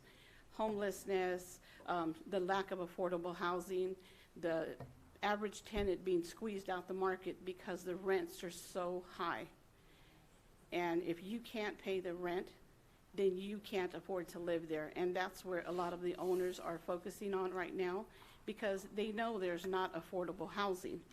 So when you have to decide whether you're going to eat, pay a bill, or have a roof over your head with your children. I can speak on that on a personal issue. I was homeless at one time with my 3 kids, staying at a park or a hotel or with family members, and I was able to pull myself up. And I have a good job now, and I have housing. But when people come into the office that are seniors with children who are being locked out the very next day, they don't have any resources. I can give them a resource to a shelter, and hopefully they'll go to the shelter, and then they'll be able to transition into housing. But the lack of affordable housing right now in our city is something that we really need to focus on. And our Mission Heritage Project, we are so excited, and we cannot wait, because we have had people calling ever since we put the big sign up. Do you have a waiting list? Are you guys taking names? What's your expectation of opening day? So we just like to get more affordable housing here in the city of Riverside, and that's pretty much all I have to say. And our executive director, Rose Mays, did have to leave for another meeting, but she said to please excuse her. Thank you. Thank you. Thank you, and that's part of the challenge as well, is whether communities want housing, right?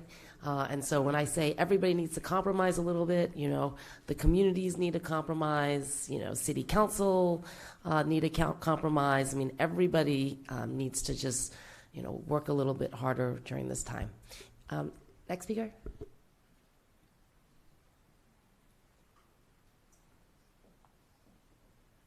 Thank you so much for coming out. I really appreciate you bringing your staff along with you and providing us this really a great opportunity to speak about our concerns here in the city of Riverside. My name is Andy Melendrez, and I'm one of the city council members. Currently serving in my 4th term here in the city. We've seen a lot of things change over the past 13 years. A couple things that have really happened in one of my communities. I have about 7 sections to my community. Industrial community, we have the UCR community, which is the University of California, Riverside. We have a retail community, which is called Canyon Crossings. Then we have 4 neighborhoods: Canyon Crest, which is a high-income community, the East Side, which is a low-income community, and then we have a university neighborhood, which is a lot of professors and teachers. Then we have kind of a blue-collar, kind of hard-working community called Sycamore Canyon, and very diverse in its ways. I spend most of my time in the East Side community. One of the things that we found in changing and working with making it a better community is some of the affordable housing projects do come along very slowly. We found a developer that wants to do kind of a mixed income community where he has low income as well as market rate income. And I didn't seem to hear much discussion on your presentation regarding that. And maybe you can expand a little bit more on how we can provide those developers to provide more incentives to provide those types of housing, not only in the low-income community, but outside of that low-income community.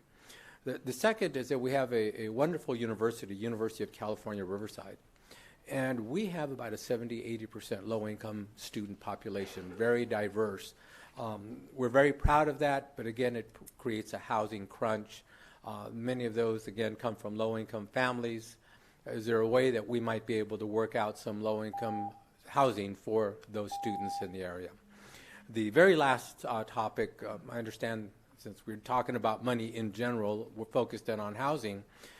We have a school called the Riverside Arts Academy that started in our East Side community. 81% of the children that attend are verifiably of low income. We serve about 2,500 children a year. We have a partnership with our second school district, which is the Alvord Unified School District, and serve an additional 1,900 low-income children in that district. Our board is made up of volunteers, and we have developed our very first youth orchestra, but as we find that our school grows, the challenge to maintaining the cost of operating, purchasing the cellos and the violins and the wind instruments becomes more of a challenge. The governor has set aside $10 million more for the arts. How here in the city of Riverside are we able to take advantage of that to help this group grow? And again, all our facilities are placed purposely in low-income communities so that the low-income children and families have access to it. Yeah. Thank you for the opportunity. So thank you for educating us on the needs, and I would suggest Audrey Noda is here. If you can maybe exchange cards, and we can figure out how that program is going to be distributed to some of the arts programs. Under my jurisdiction, I oversee the Scholarshare 529 plan, and this past spring, we gave out 20 different awards from $5,000 to $30,000 to different schools. And it's based on the size of the school and how many parents and community members vote. So it's, very, very democratic. I will let you know about the program next year so that some of your schools could compete. But it's really no strings attached. It's, trying to get communities more involved and hopefully open up a 529 account for their child. But once we award the grant, it could go to programs like, cellos for schools. Great. Thank you so much.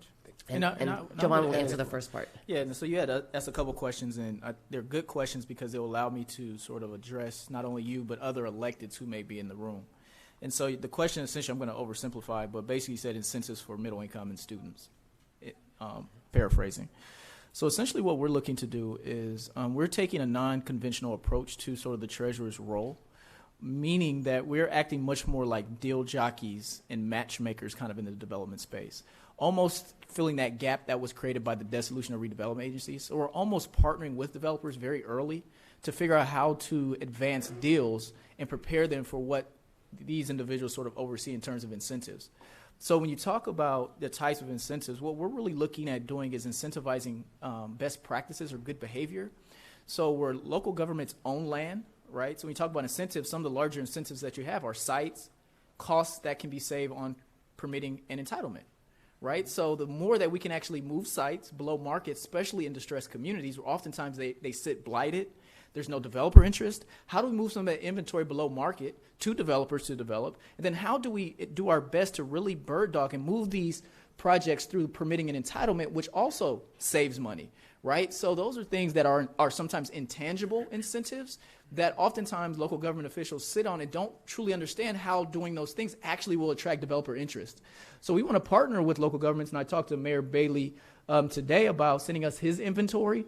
We're doing it with about 5 or 6 other cities currently to say, what do you have?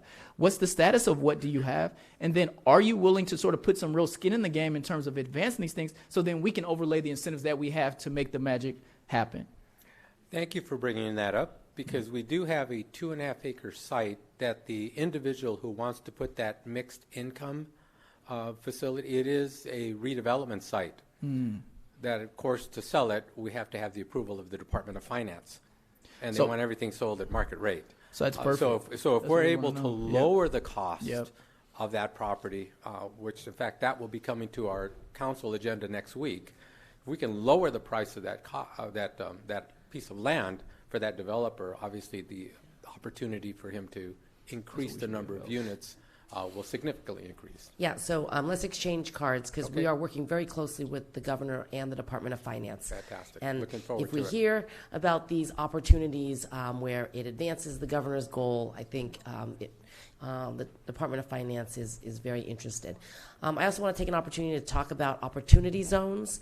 That is also another available investment opportunity for Riverside.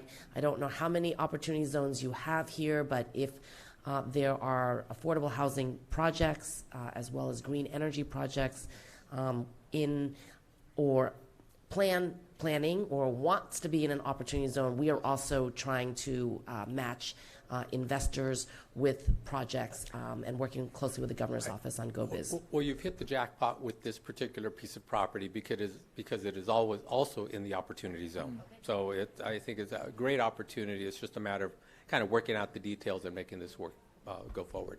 Great. Thank okay. you. We will. I'd love to converse with you, give you my cell phone number, and let's get the property address and start working on it. Great. Okay. Thank you. Thank you. Can we invite Michelle to make her comment?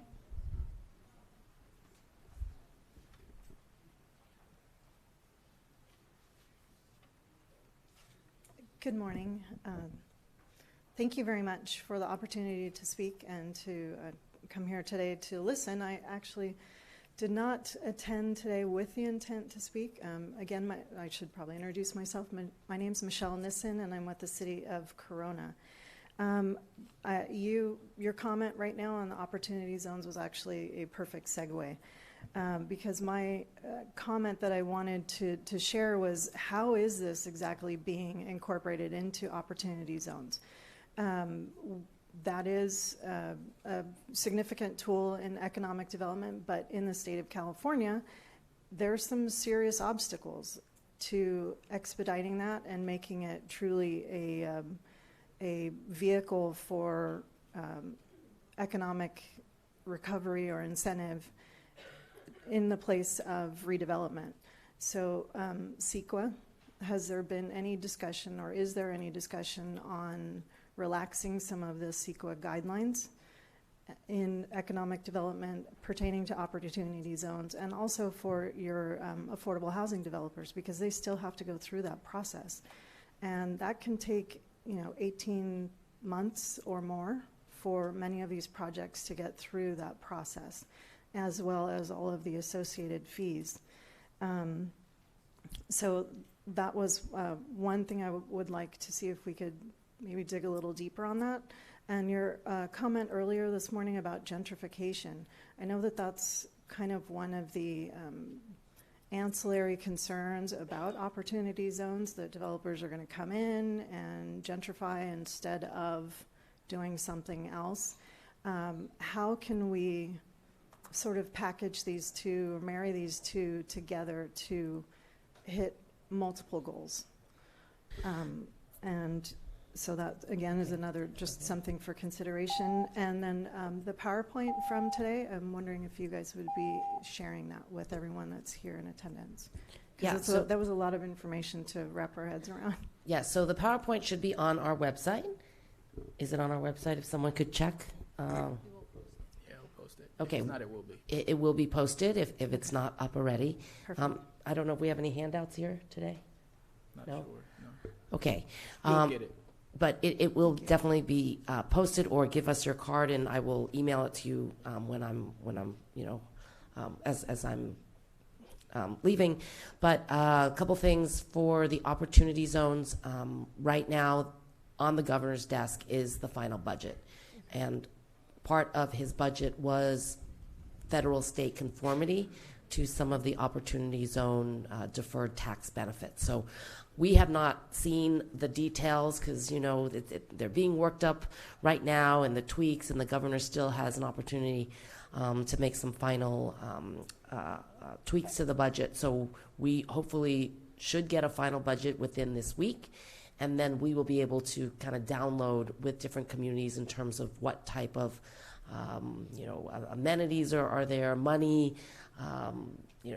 CEQA. I know CEQA's definitely a part of it, but right now I don't know exactly. So give us a week, and then once the budget comes out, I think there are going to be some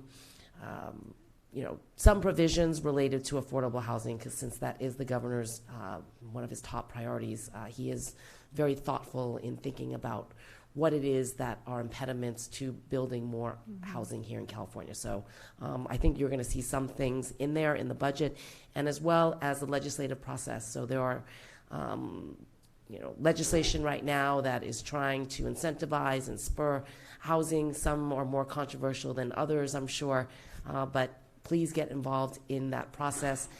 The first house has just finished, so whatever bills are still alive are going to now go into the second house, and they really need to hear from everybody. If you can, either weigh in support or oppose letters for bills, or at least show up for different committees and to weigh in, because that's, definitely makes a difference. I was in the legislature, and if we don't hear from people, we just assume it's fine. Right. And then after, you're like, well, why did they do that? How come they didn't, because it is a very, like Jovan says, it's not always the most open and transparent, welcoming process. So sometimes you just have to, dig a little bit, ask a little bit, ask your members in the legislature what kind of bills potentially could impact, Corona or help Corona. That's what they're there for as well. Okay, and I just wanted to thank you for your very collaborative approach and your comments about streamlining, because listening to the presentation today, it is very complicated. And so I appreciate your fresh look on this and your desire to streamline the process and see much more cross-collaboration. So thank you. Thank you. Can I just invite the people who turn in the speaker cards up first? Barbara Taylor, Aaron Brown, Mary Figueroa, and Bob Garcia. Hello. Thank you for providing the lovely interpreter. Really appreciate her skill. My name's Barbara Tyler, and I would just like to make you aware of an extremely valuable nonprofit, very unique, and it's the California Home for Adult Deaf, and we're lucky enough to have some board members here. And I want you to know about this because it's the only one in the state. In fact, probably the only thing in the country, maybe the only place in the world that is run by the deaf, and it's administered and cared for by deaf staff, and all the residents are deaf.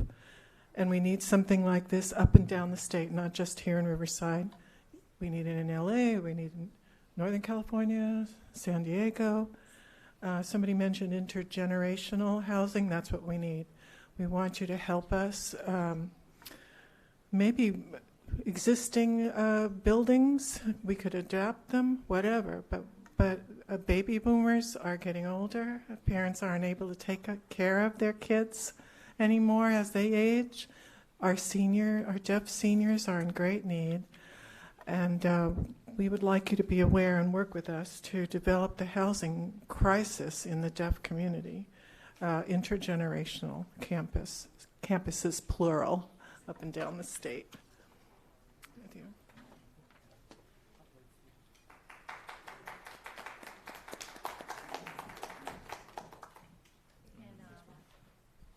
Aaron Brown.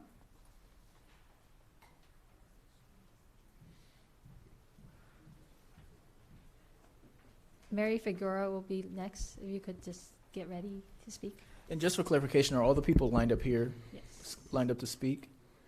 And is the individual, are you the last on your phone? Are you the last one in line? You? Yeah, I'm the last in line. Okay, all right, perfect. Just doing a time check real quick. All right. Thank you. All right. Oh, okay, got it. All right. Thank you for coming out to Riverside. We really appreciate it. We met with some of your staff, I believe it was last week, and we had a very informative conversation. My name is Aaron Brown. I'm the Vice Chancellor of Business and Financial Services for Riverside Community College District. Currently, at our district, we have about 19% of our students are suffering some form of housing deficiency or unstable housing condition. Ranging from all the way from homelessness itself to crashing on friends and families' couches to living in cars. All of these things create a significant barrier to their educational process and to their success as students to eventually find some some career or some work that provides a living wage for them that contributes not only to themselves but also to the community. A lot of the students that this is impacting is our foster youth as well as our veterans. They suffer this type of housing situation more so than probably the normal student that attends our colleges. What we are looking for is some innovative ways that we can partner and work with the state to try to help solve this problem and put some kind of student housing options on each of our community colleges. Right now, it's not very common within the community college system to have housing options like it is for Cal State system or the UC system, but it does impact our students in particular, those that don't really have the backing or the support systems that the CSU students or the UC students do. So we're a little different, so we're kind of dipping our toe into this arena, and we're looking for ways that we can partner with the state to help alleviate. Thank you. So I know our office is really trying to reach out to the community colleges to see how we can partner. Governor Brown signed a bill where the state would provide first-year community college tuition for any first year. Yes. And in Governor Gavin Newsom's budget right now, it would be for the second year Yes. as well. So I hope that many of the students will take advantage of this, and I have been going around talking about this. So, And that is very significant. We see, because of that assistance, we're seeing huge increases in the success of our students because it takes Great. away some of those barriers that have Great. been there. So Okay. we appreciate it. Thank you. Thank you. Mary?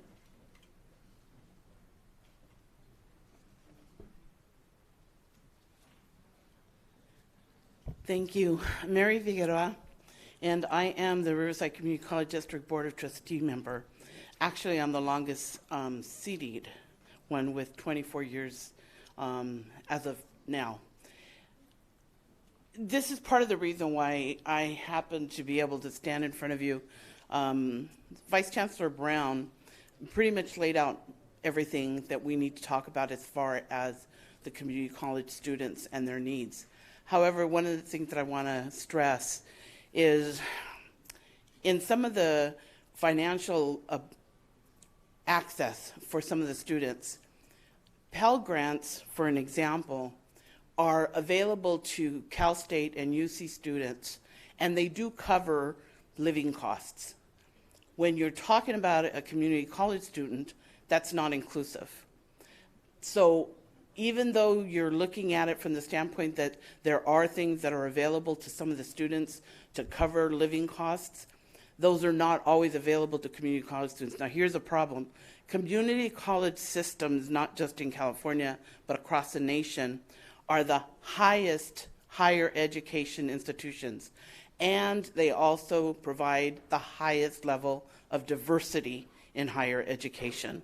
They mimic the actual representation of the community. Because of that, a lot of your issues like housing that is a problem ends up being a problem for a lot of students of color, more so than any other population. Given that, we had a meeting, and I want to thank Audrey Noda because we met with her from your staff in order to take a look at some of the language that is currently available that excludes the community college system within that aspect of the housing situation. Because I'm a graduate of UC Riverside, and the very, very first summer, I was required to stay on campus to get a feel for the college. And I did. I stayed at Lothian. So they have residential housing. Cal States also have housing available to them, but that's not the same thing that happens with community college systems. Orange Coast, I know, has a new innovative thing going on just not too far from here in our neighboring Orange County. Those are the type of locations that we need to start developing and start increasing. And as Aaron Brown indicated to you a moment ago, one of the highest population needs in this area is the foster youth. And the foster youth, because we have a high percentage within this inland region of foster children, and the foster youth, once they reach that age of 18, it's automatically assumed that they can live on their own, that they can provide for themselves, and what happens a lot of the times is they cannot, and they end up not succeeding. And so we want to champion those efforts to make sure that that happens. And I want to totally appreciate the fact that you're here right now, totally appreciate the prior meeting that we had with your staff, and we really look forward to solving some of these issues for students that basically represent our future. So thank you very much. Thank you, Mary, for coming. So when I was in the legislature, Ms. Bass, Karen Bass, Congresswoman Bass, that was one of her top priorities was foster youth, and we had a foster youth select committee. And I'm not sure, since I've been gone a little bit, whether any studies have been done, whether that committee is activated and engaged or not, but I would like to work with you on that because I totally agree with you. You know, the foster kids, have gone through so much in their lives, home from home, and then I pushed for a bill to allow for free community college for foster youth, automatic enrollment. You don't have to go jump through hoops and get paperwork and take tests, right? That they should be able to just go directly if they want to go get enrolled. So we do need to maybe refocus on that, and I'd like to work with you on that. Thanks. I have one more speaker card, Bob Garcia. Good morning, Madam Treasurer and staff. My name is Bob Garcia. I come to you at the community level. I'm the Vice President and Community Liaison for the Casablanca community here in Riverside. What I bring to your attention is that we are a community over 100 years old. Our Community Action Group has been together 50 years this year. And in the past, we had requested, and we really pushed it 7 years ago, for a school. We're always told by the politicians there is no funds. There is no funds. So we took it to the school district. School district is here with us this morning. And finally, after 50 years without an elementary school, we are getting our school with the help of the school district.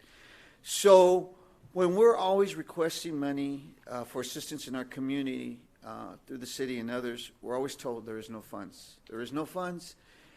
And so we're in a community that has the upper level also in our Ward 4.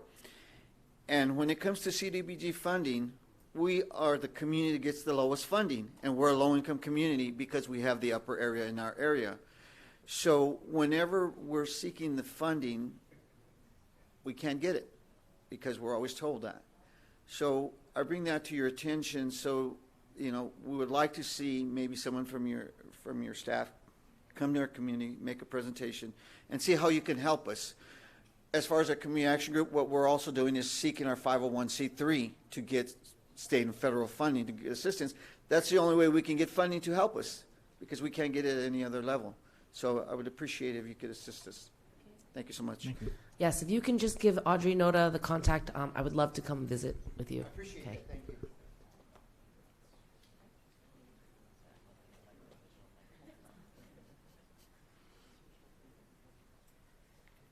Good morning.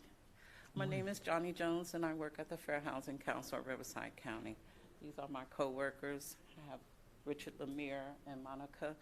We like to do today is just tell you a little bit about what we do other than just talk about affordable housing. So every year we have a conference, a housing conference, and we bring together builders and lenders to talk about affordable housing and other financial issues that we have in our community. So Monica's going to tell you a little bit about our housing conference, and then we like to see about inviting you back to maybe be one of our keynote speakers, you and your staff.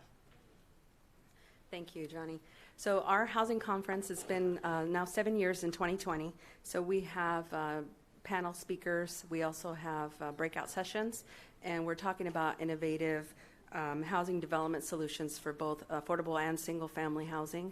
Also reducing strategies to reduce the excessive cost of building housing. We're also talking about financial literacy and any barriers to home ownership, as well as fair housing, because we're a fair housing organization. And so, as Johnny mentioned, we'll be having our housing conference on April 29th, 2020 at the Riverside Convention Center. And we would like to extend an invitation to you and your staff to please join us and maybe talk about your outcomes and solutions from your 10-city tour. And we would be very excited to have you come back. We normally have about 300 individuals, elected officials, government officials, local officials, policymakers, builders, lenders, realtors, housing providers. Everyone here in the Inland Empire attends the event annually, so we would love to have you. Thank you. And since you've given me so much lead time, I will be there. Okay, I will definitely be there, and whoever else on my team. And I just want to take an opportunity, since you talked about home ownership. I sold $180 million in Cal Vet bonds. So the home loan program is funded again. So for any veteran who has not been dishonorably discharged, the amount of loan is based on the ability to pay, not necessarily FICO score. And the CalVet loan program provides down payment assistance as well as closing cost assistance. So it is a great program. Please let your veterans know. And then the second program we're trying to also push is the Cal HFA First Time Home Buyer Program. So there are certain realtors in the area that are knowledgeable about the Cal HFA program. And again, it's also down payment assistance as well as closing costs. And it's a better interest rate than you could probably get at your local financial institution. So please, help spread the word on those two programs as well. Another one of our services is that we do first-time homebuyer workshops on a monthly basis. So we do invite those lenders in that have those down payment assistance to talk to our community to tell them what they should and what they shouldn't look out for when they're out there for purchasing for the first time. So thank you. And we appreciate you coming to the Inland Empire, because we don't get many people in your position come out this way. So we appreciate that. Thank you. And again, we'll look forward to seeing you on April 29th. Thank you so much. And just another time check, run about 5 minutes later than scheduled. So if we can try to stay within the 2 minutes, we appreciate it.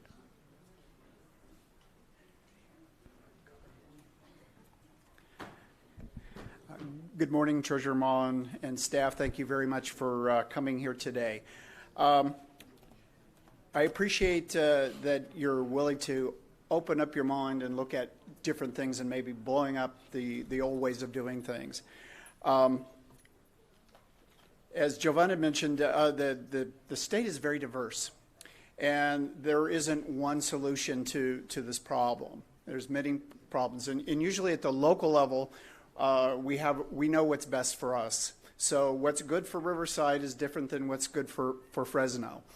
And with the loss of redevelopment agencies and with that funding, funding has now been concentrated at the state level, and I appreciate the fact that the state is now trying to raise more funds to make it available for housing.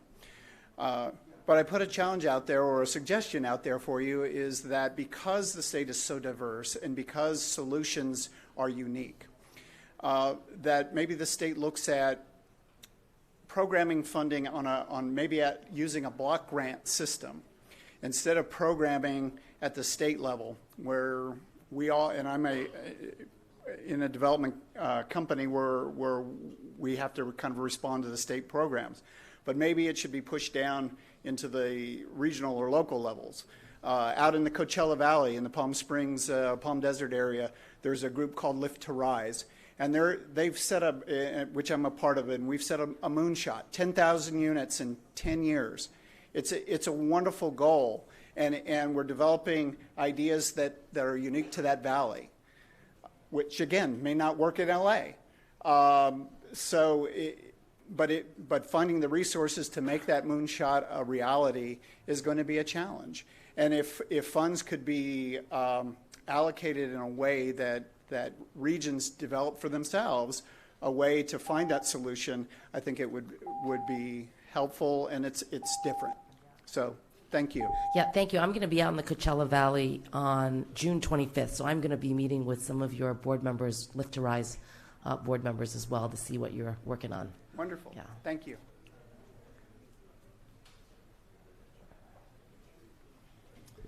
Good morning, Treasurer and your guest. My name is Kareem Gongora. I'm from the city of Fontana. I'm here today to talk to you about the California Competes tax credit. My concern is that in this region, the California Competes tax credit operates as a job creation incentive that's provided by the state. And one of the issues you have in this region that has one of the most fastest and massive job growth is that wages have stagnated. So my concern is, in your capacity as treasurer, you do sit on this committee with the Department of Finance, and as an appointee, there's an appointee from the Speaker's office as well. My issue is I think there's not enough monitoring to ensure that we're providing jobs that are paying a livable wage, especially in this area where you have a massive logistical industry investment taking place and ongoing. So I would really like to see from your office if there's any way that we could see some information that's going to tell us more about that tax credit, how it's being used, because part of my concern is that we're seeing tax credits subsidize the logistical industry, but in return, the communities are not receiving the benefit of that credit, whereas people are working 2 to 3 jobs in abysmal conditions. But for the most part, they are being developed with livable wages, but the operation of it is not sustaining that. So I'm kind of confused on if the credit is more so on the development side, or does it continue on the operational side? And if so, then how do we look at our regulation authorities to provide some monitoring and ensure that we're paying a livable wage. So thank you so much. Your predecessor did a lot of great work in leveling the playing field, and I know you're going to be doing a great job, and I would definitely love your office's support on this. Thank you. So we've had 2 board meetings for that committee since the new administration has come on board. And one of the things that we're looking into now is better understanding the application process and what are all the things that go into it. So in addition to the wage component, there's also a representation component. So making sure that when companies come into certain communities, do they actually look like the communities in which they're coming into in terms of their makeup, not just at entry level, but also in terms of C-suite. So those are things we're looking at is the short answer, and we have to get a handle on them. But if there are issues like that that are come up that you feel are systemic or have been something that has just been repetitive, please put them on our radar. Thank you. Out here, we have issues with temp agencies hiring at a lower wage, and probably they're reporting we're paying a livable wage, when in essence, the people on the ground are not being paid a livable wage. So that's where I think maybe from the monitoring side, there could be some form of reporting that substantiates that. Okay. And if I could give you a quick story, is that okay? We actually did a review on the QVC development in Ontario, and what we found out was the city used the sales tax break to incentivize QVC to come in. And so how I found out about this was that the money from the California Competes tax credit actually subsidized the development of QVC, but then you found over 20 years they were getting a sales tax kickback of $200 million. So when it came down to providing services or additional support to the community, that money was left. It went to a corporation that wasn't really centered and rooted in that community. So my concern is that in communities of color, like we have in the Inland Empire, we don't share in that wealth or success. Yeah. Sometimes they invest and then it goes elsewhere. And so I just want to make sure that we're able to capture those dollars. And that's why collaboration is so important. I mean, I did a stint as the treasurer did in local government, and mine was on the city side versus the county, and it was the city of Sacramento. And so for any of you who are familiar with kind of the evolution of the city over the past 10 years, the city has come a long way in terms of what downtown used to be. But the reality of it is that there was leadership and there was a vision. And so in the early years, there were some things that people considered to be kind of a giveaway, right, in order to attract. But then the outcome of them was sort of the multiplier. Right. So I think as long as we sort of understand what the strategy is, then maybe in some instances to sort of lure businesses and employers to come in, maybe you give them, but there has to be, to your point, what is going to be the ROI so that we ensure that the community benefits versus you stay here for 3 years, you get the credit, then you go somewhere else to get another credit, and there's not sort of a long-range plan in place. Thank you.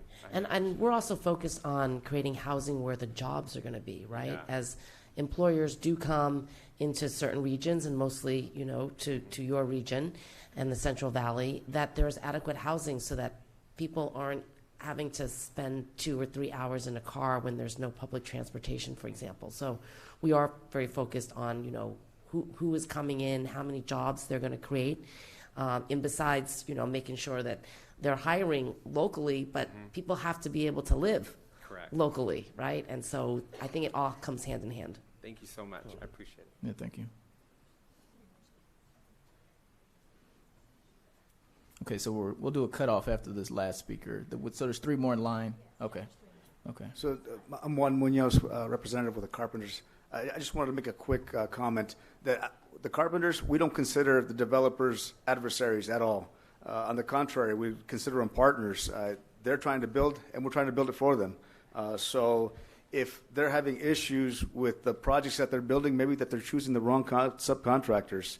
Again, I'll be outside if anybody wants to approach me. I know I've tried to reach out before to National Renaissance Corps a couple of years ago and informed them that one of their contractors wasn't maybe doing so well on the project, and sent letters and got no reply. But maybe they think that we're still adversaries, but I don't consider them. And we just want to make sure publicly that we've actually appreciated the proactive and the vision of the Carpenters Union statewide. Yes. The Carpenters Union has been some of the most outside of the box thinking labor groups we've worked with. Yes. But I think something else that you've touched on that is extremely important to us is knowing the bad actors. Because what we're doing is we're actually cataloging right now, whether it's a city, it's a developer, it's a developer consultant, architect, who are the good actors, then who are the bad actors. Because we want to be in a position that when we deploy our resources, we're incentivizing good behavior. Yes, thank you very much. And property managers. Yes. Okay.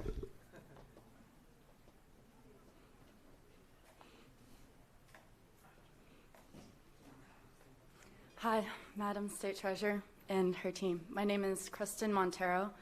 I am a local resident of Riverside since I was 4 years old. Me and my brother are actually co-founders of the first tech company to be awarded for innovation from the city of Riverside.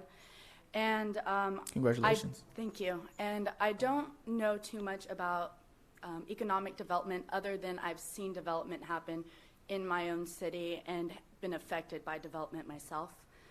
I've noticed that developers are coming into cities who are silver spoon-fed, and many have been developing only for their own pockets to make money off of the community, more than for social impact. So I've seen development go up and be impractical in my own area where they have been left vacant, completely vacant, and where even local business owners are not able to even afford to purchase commercial property or things like that. So development seems to be incentivized by fiscal ROI, and I would like to ask your team to not only revisit incentives, but also to hold developers to impact their development, that their development has on the community, along with the capital drives. So there are social drives to development, economic development, as well as fiscal. But there seems to be an imbalance. And capital drives of economic development, quality control measures a lot are drive results. So if we only measure ROI and the fiscal of the ROI itself, social impact and the impact of development can really get left behind in the very immediate communities. On a state level, it's really hard to develop measures to even be able to measure such impact from such high up. But if we can start looking and encouraging cities and local government to also take more into consideration the social drives of economic development and to put things more in place for that. Thank you. Yeah, and we agree 100%. I think so much of this is really about human behavior and political will, right? 'Cause at the end of the day, you can't do enough regulatory things to change human behavior. And so I think this is why you're hearing us talk about these partnerships and why they're so important, because if we contain cost, our goal is that has a ripple effect, right? So if it costs less to develop a project, then theoretically it costs less to rent those spaces in the project. But that's not a guarantee. That's why partnership becomes important, because then we can monitor in ways that, yes, you can't do sort of through a regulatory process, but through a phone call with a local elect and say, what's happening with this project? And then we can have the accountability conversation on the back end that may not be prescriptive because of statute, but a conversation through incentives about this is what you told us, but this is what we're hearing, sort of thing. So thank you for that.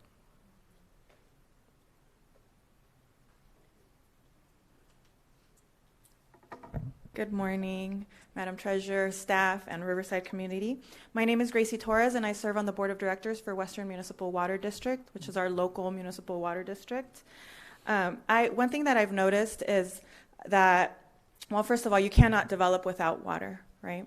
And so my question to you is, how do we work with local, state, and regional water boards to, one, create incentives for developers, but also to hold them accountable? So one thing that I have noticed is that we get these projects, we create the infrastructure, the water infrastructure for the developments, investors pull out, and then the property is abandoned. And so there's these connections that are not being used. And so would that create an opportunity for affordable housing where there's already connected property?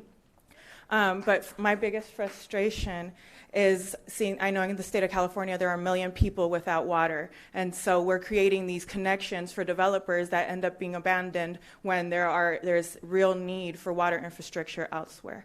And so that was just my question. Where can we create these opportunities to work collaboratively with these boards? Well, thank you very much for coming, because you're the first one that came. Was talking about water and water connection, and it was in one of the slides. So we would like to know what properties are available with water connection, because infrastructure needs are one of the big drivers in terms of whether developments are going to be built, right? But if it's already there and it's ready to go, please let us know. Okay. Yeah. Well, thank you so much. All right. So just in closing, I wanted to briefly touch base on the next steps.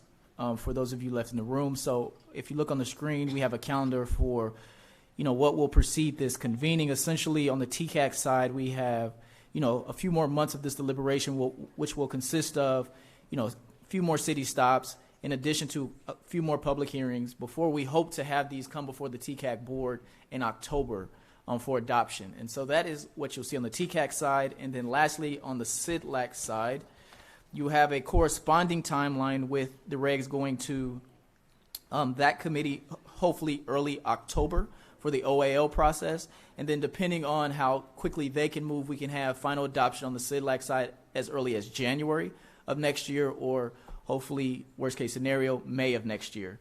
And so I just wanted to highlight that as well. So there will be other opportunities for you to weigh into the process. This was just an extra step that this administration added because we wanted to add an additional opportunity for public input. So with that, we want to thank you for your time, and I'll let the treasurer have last remarks for closing. Yeah, so thank you all for coming out today.